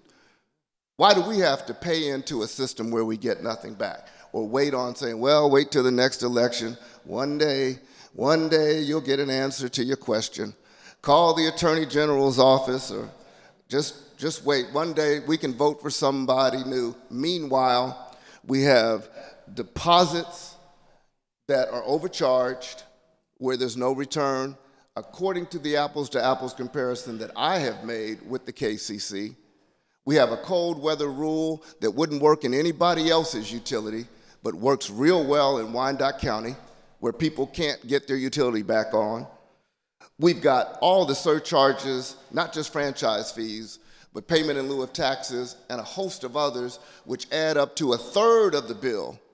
And we have people that cannot afford to remain in their homes because the BPU, in its current culture of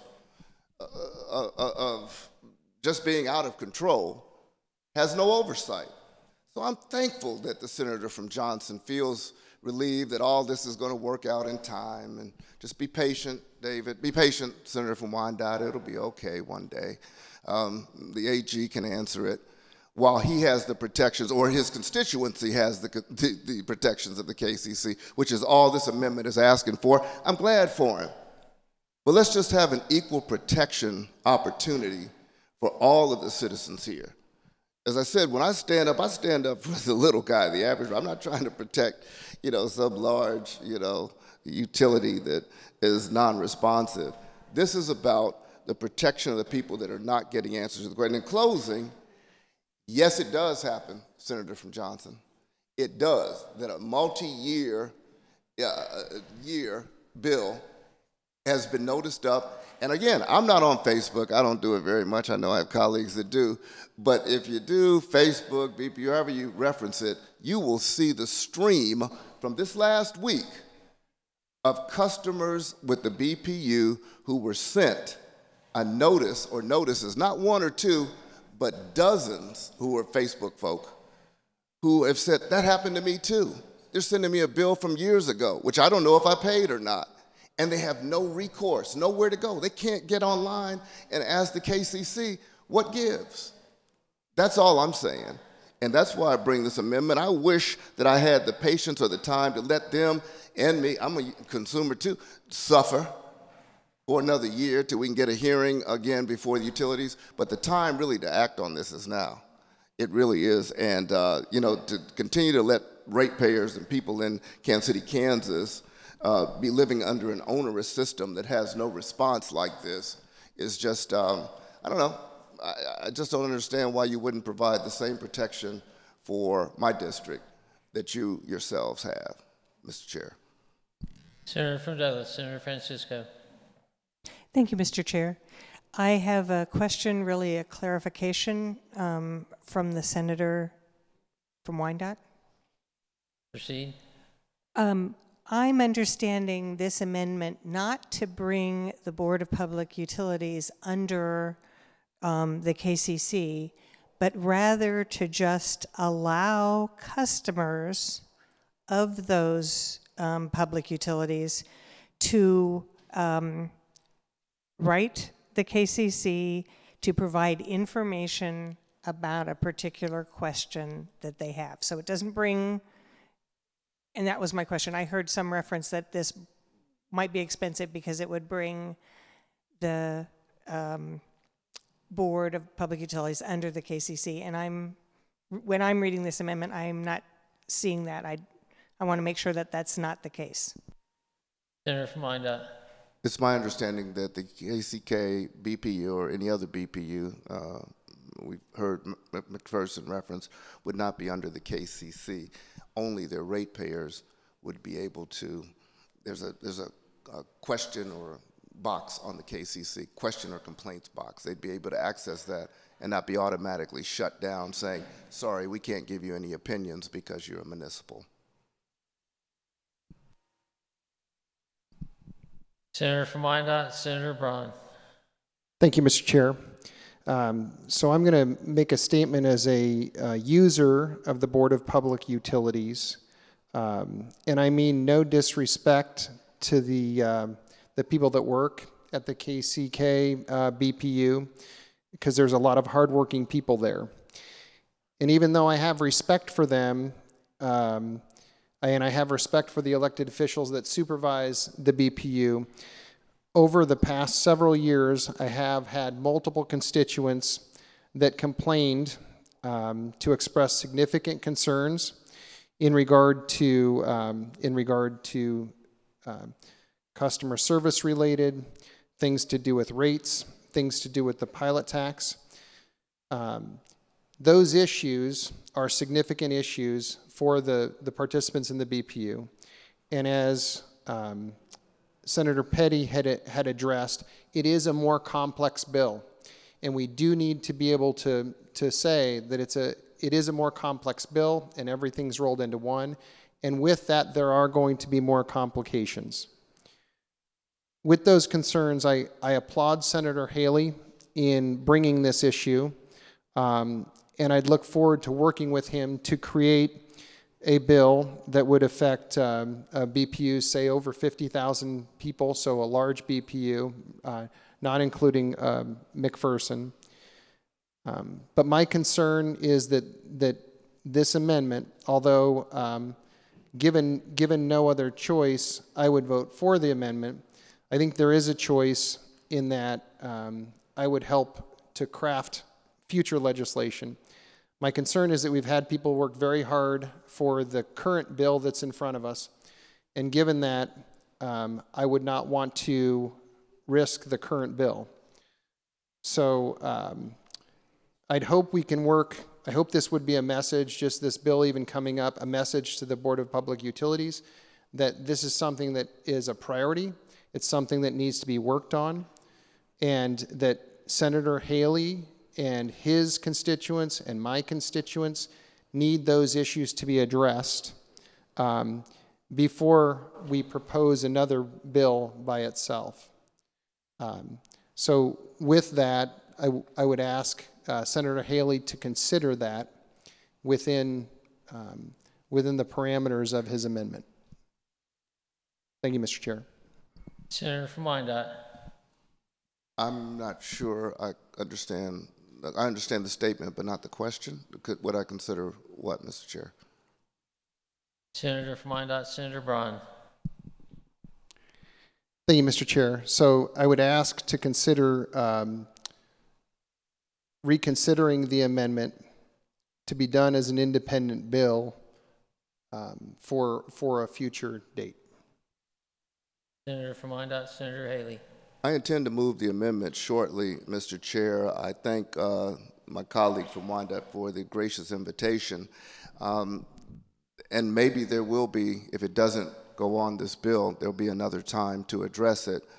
In the meanwhile, between now and the time if it doesn't go on and we wait, there will be countless people's economic lives disaffected by what the senator from Wyandotte, Senator Braun, at least knows is an ongoing problem. And I think the senator from Wyandotte, Senator Petty, knows, but for whatever reason is turning an ear away from. It's something that if you see an injury occurring and somebody says, well, we'll abate the injury at some point in the future, but you're right there and should be able to at least give some relief to it to stop the bleeding a little bit, the hemorrhaging of people paying into and getting no response from a system that's non-responsive. Someone says, just wait for a while, let us bleed out a little while longer, and we'll address it then. And my preference is to do what I can to stem the hemorrhaging today. Senator from Wyandotte, I just wanted to remind you that we shouldn't question the motive of another senator on the floor. I don't believe you were, but we were getting pretty close to that line. Chair I didn't mean to do that. Oh, I'm sorry, Mr. I didn't think I questioned anybody's motive for why they bring what they are. I questioned that their awareness of the problem, not their motives for not responding. Thank you. Chair recognizes Senator from Wyandotte, Senator Petty. Thank you, Mr. Chair. I have to say, I would take some offense to the comments that were just made by my colleague from Wyandotte County. So I hear from constituents, but I've got to tell you, the word 1,000 would never ever be in my vocabulary when it comes to their utilities. But I have heard from people that are unhappy usually about their utilities and having to pay for them. And also because it's bundled, sometimes I've heard from people, I don't want to have to pay for trash because I've moved out of there, but I want the electricity left on because I have it for sale. But when you have a bundled bill, everything's included. But I just wanted to share with the body that my colleague from Wyandotte County, Senator Haley, brought up the fact about people receiving back bills. So I did reach out and I did find out that that over the weekend, the utility learned that some customers had received emails regarding old bills. And so they've had a team that started working on to resolve the issue. These were not valid requests. They've reached out to their old online payment partner to see if there had been some compromise of data, which they say there has not, but that they are reaching out to those customers that did receive these back bills, but none of these were valid requests. So the implication, which I'm sure the senator may not have been aware of that, but the implication that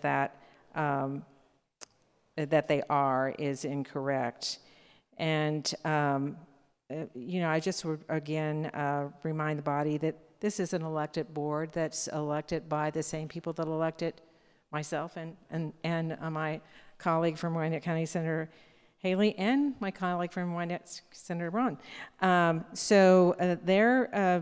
they do have open meetings, and I do believe that there is a cost that would be incurred by this amendment because if a customer of BPU would approach the KCC with a question concerning their utilities under the BPU, they have to have information, so that has to be provided.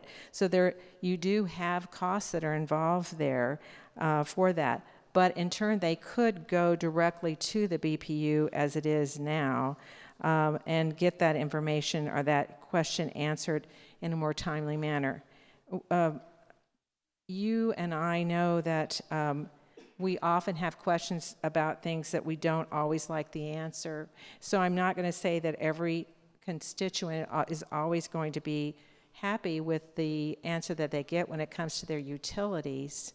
But probably the worst thing is that if your utilities aren't working. And so I'll just use the past few months with people losing power. Maybe that happened in your area as well, but it happened in Kansas City, Kansas. But yet our utilities, well, we had less customers being out than any under in the Johnson County side, and their utilities were back on faster than on the Johnson County side or the Missouri side, either one. So that says something about customer response and a good working staff to make those things happen. I just think that this is, if my colleagues want to bring forward a bill, then that would give it a full hearing, and that's up to them to make that decision. But I would respectfully ask you to vote down this amendment. Senator from Wyandotte, Senator wait a minute, Mr. Chair. I want to make it plain. I've never said, and if anybody thinks that I've said that our utility is 100% wrong and we don't have some bright spots with the Kansas City, Kansas BPU, please let me clarify. Obviously, there's good in everything, and our utility is I think by and large, it's a good utility. Let me speak on behalf of the KCK BPU and say there's some bright spots there. I mean, the timeliness in many areas are absolutely the case. It's not 100% bad. I don't even know if it's 50%. I don't know what percentage it is. So, and as the senator from Wyandotte, Senator Braun said, there's a lot of great employees and people that work for the BPU. It's a great utility, and it's a good municipal utility. That's not what the point of this amendment is, and that's not what I'm ascribing to its intent. I'm only saying that there are issues that arise time and time again, and yes, I believe there are thousands of examples that could be drawn, Mr. Chair. That's no exaggeration. In a utility of 65,000 plus households, it's easy enough to amass a couple thousand. And yes, there are thousands of examples of where people do not feel as if they're getting a fair shake or an answer to their question through the election of the ongoing turnaround of BPU elected board members. That's all we're saying. That's all this is about. And as to the point for why not for 50,000 and over, I think the senator from Wyandotte, Senator Braun, said, well, we're unable to do that, and regrettably, because that would let Senator from McPherson off the hook, because he's only at 7,500 or fewer. But then it would be non-uniform and something about constitutionality or being able to opt out. It has to, for whatever reason, apply to the same definition. I would have done, I've tried to do that or would do that because I want to zero in on where our problem is. Our problem is Wyandotte County, the KCK BPU. And so, anyway, I'm adamant about this. It's been going on over a dozen years. I'm adamant about it because I'm tired of hearing people call and complain to me about something I can't do anything about, but the KCC could. And that's why I bring the amendment today. I appreciate the body's indulgence. You know, I know this underlying bill, Senate Bill 69, and I apologize to the chair who worked very hard in his committee. They wanted to keep it clean. This does not affect in any way, shape, or form, if adopted, this amendment does not affect the underlying bill whatsoever. And if it does, if someone feels, if the chair or someone else feels, the chair of utilities, I meant, Mr. Chair, feels that it would in some way, then I wish that they'd share that with me because it's my understanding, my belief that it will not. Further questions for the Senator from Wyandotte? Senator from Sedgwick, Senator House-Cadeau. Thank you, Mr. Chairman. I have a nice yo-yo. Mr. Chairman, if the senator from Wyandotte, Senator Haley, would just describe, he speaks of the constituents that call. Once they call, what is the process that they go through or what do you recommend to them to address their issue? Thank you, Mr. Chairman. Just curious of that process. Senator from Wyandotte. Well, I thank the Senator from Sedgwick for that question. And just like the yo-yo that she has, the answers and go up and down in terms of the continuity of response that a ratepayer or a consumer would get, depending on whom they're able to access and when. One day you'll get one answer, and the next day another. Meanwhile, whatever those questions are, there's no continuity. And this amendment speaks to continuity, Mr. Chair. It won't be going up and down. It'll just be a straightforward response. If a ratepayer has a question, they would be able to, whatever the question might be, they'd be able to access that online and have that resolved by a neutral entity, that being the KCC. And by the way, this does not ascribe any additional powers to the KCC to regulate our municipal utility, which is their big fear, why they've brought out the high-powered lobby, Mr. Chair, the BPU has. There'll only be recommendations based on what would happen in another utility were the issue that's brought to them by the ratepayer addressed. I mentioned the few years ago, and I'm glad to hear the senator from Wyandotte talk about that indeed she was able to find where indeed dozens of people complained on Facebook of the bills from a few years ago, because that's exactly what I'm talking about. Mistakes happen, and the BPU, like every utility, has some errors that can occur. So mistakes happen. Were it not for the power of social media, though, I suggest, and very strongly, Mr. Chair, that they'd probably still have those scattered individuals who had gotten a back bill from years ago who were expected to pay it. It was the unity, the sunshine, if you will, that was brought to bear that has caused the BPU to say, oh, something malfunctioned in our software, or yes, you're right, this is an error. But why can't an individual do that? Why do you need the collective power through social media to have a mistake that the BPU, that happened with the Board of Public Utilities in Kansas City, Kansas, be addressed? Why can't an individual have that power? Again, the continuity is important here, because if one of those persons who got a bill from several years ago called their elected board member, maybe they'd get a response. But if the other one didn't know who to call and just paid the back bill because they feel the company's always right, then again we get the yo-yo effect. We get the disparate and the highs and lows, the vicissitudes of accuracy that lend us really no equal protection for a ratepayer who happens to live in Kansas City, Kansas, with our monopoly, our solo utility. Further questions for the Senator from Wyandotte? Seeing none, Senator, you may move your amendment. Well, thank you, Mr. Chair, and I appreciate the body's indulgence. I really do.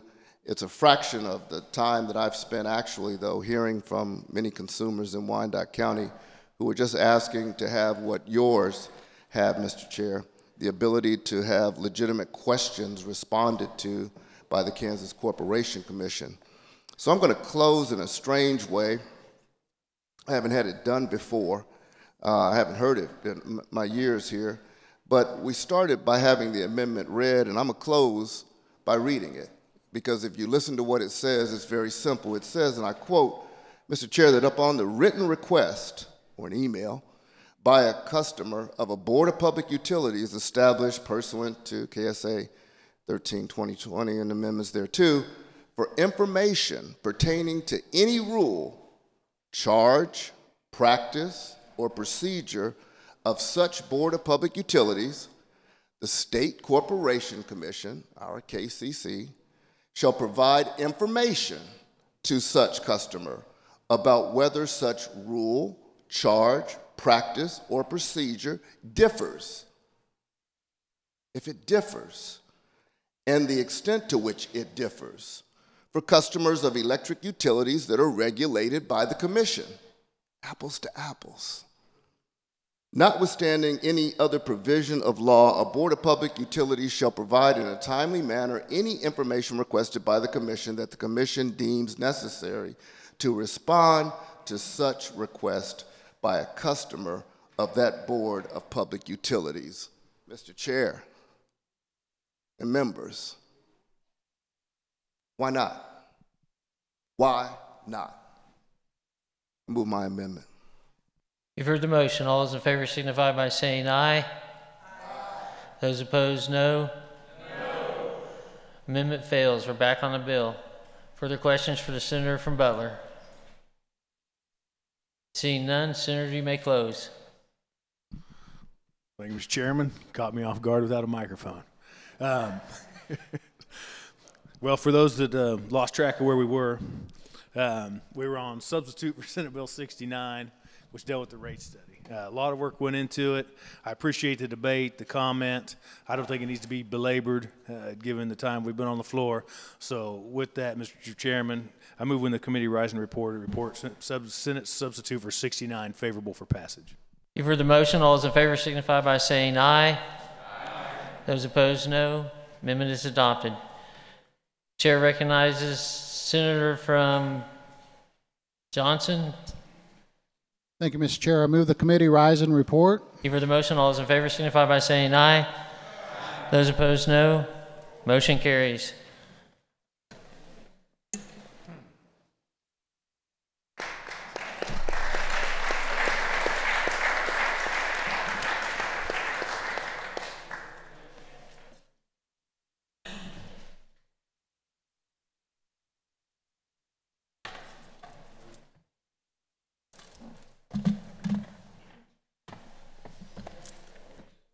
The clerk will read the committee report. On motion of Senator Denning, the Senate resolved itself into the Committee of the Whole for consideration of bills on the calendar under the heading of General Orders with Senator Peterson in the chair. Recommended Senate Concurrent Resolution 1605 be adopted. Senate Bill 69 be amended by the adoption of the committee amendments recommending a substitute bill, and the substitute bill be passed. Chair recognizes the senator from Sedgwick County, Senator Peterson. Thank you, Madam President. I move we adopt the committee report. You've heard the motion. All those in favor say aye. Aye. Opposed, nay. Motion carries. We're going to refer back to that item of business, introduction of bills and concurrent resolutions. The clerk will read. Senate Bill number 226 by Committee on Federal and State Affairs, an act concerning the sale of cereal malt beverage. This constitutes the introduction of Senate Bill 226. Are there announcements? Senator from Johnson, Senator Lynn. Thank you, Madam President. Tomorrow, Senate Commerce will be having a hearing on HB 2147, and this is a bill that will increase the bond maturity limitations in the Kansas Rural Housing Incentive District Act. So that's what we're doing tomorrow. Thank you. Are there further announcements? Seeing none, the chair recognizes the majority leader from Johnson County, Senator Denning. Thank you, Madam President. An announcement before we adjourn. This is how I see tomorrow playing out. We'll be on final action on the two items we debated today, Senate Bill 69 and SCR 1605. So when we come in, we'll take final action, plus we'll clear that appointment on page 2 of the calendar. And anybody that would like to review that, Travis has that packet in his office, and just get with him if you would like to review the appointment on page 2 of the calendar. And then we'll, in standard fashion, we'll caucus on Senate Bill 142, Senate Bill 150, and Senate Bill 22. And when I say standard fashion, that is to say we'll recess and Republicans will go to our normal room, 548 South. Then we'll come back and we'll debate Senate Bill 142 and Senate Bill 150. And then we'll take emergency final action on those two items. And then we'll consider a concur or non-concur on Senate Bill 22. So, Madam President, that's how I see tomorrow playing out. Are there questions about our agenda? Senator from Douglas, Senator Francisco. Thank you, Madam President. I was looking to see if Senate Bill 150 was below the line on general orders, and I probably have the wrong date. Thank you. Senator from Raleigh, Senator Hawk. Thank you, Madam Chair. The Senate Democrats would like to caucus at 1 o'clock on a health care issue, and I would like to yield to the agenda chair about whether she's going to have us caucus at the same time the Republicans are on the bills that are up for tomorrow. So I yield to the senator from Douglas. Senator from Douglas. Thank you, Madam President. Now that I've heard a caucus will be set, I would simply announce that we may start reviewing the bills during that time, but we are also, I will expect for us to caucus upon recess. So I will call a caucus or announce a caucus for the Senate Democrats at 1 o'clock tomorrow afternoon, 287 North. Chair recognizes the Majority Leader from Johnson County, Senator Denning. Thank you, Madam President. I move the Senate adjourn until 2:30 p.m. on Thursday, March 14th, 2019. You've heard the motion. All those in favor say aye. Opposed, nay. Motion carries. The Senate is adjourned.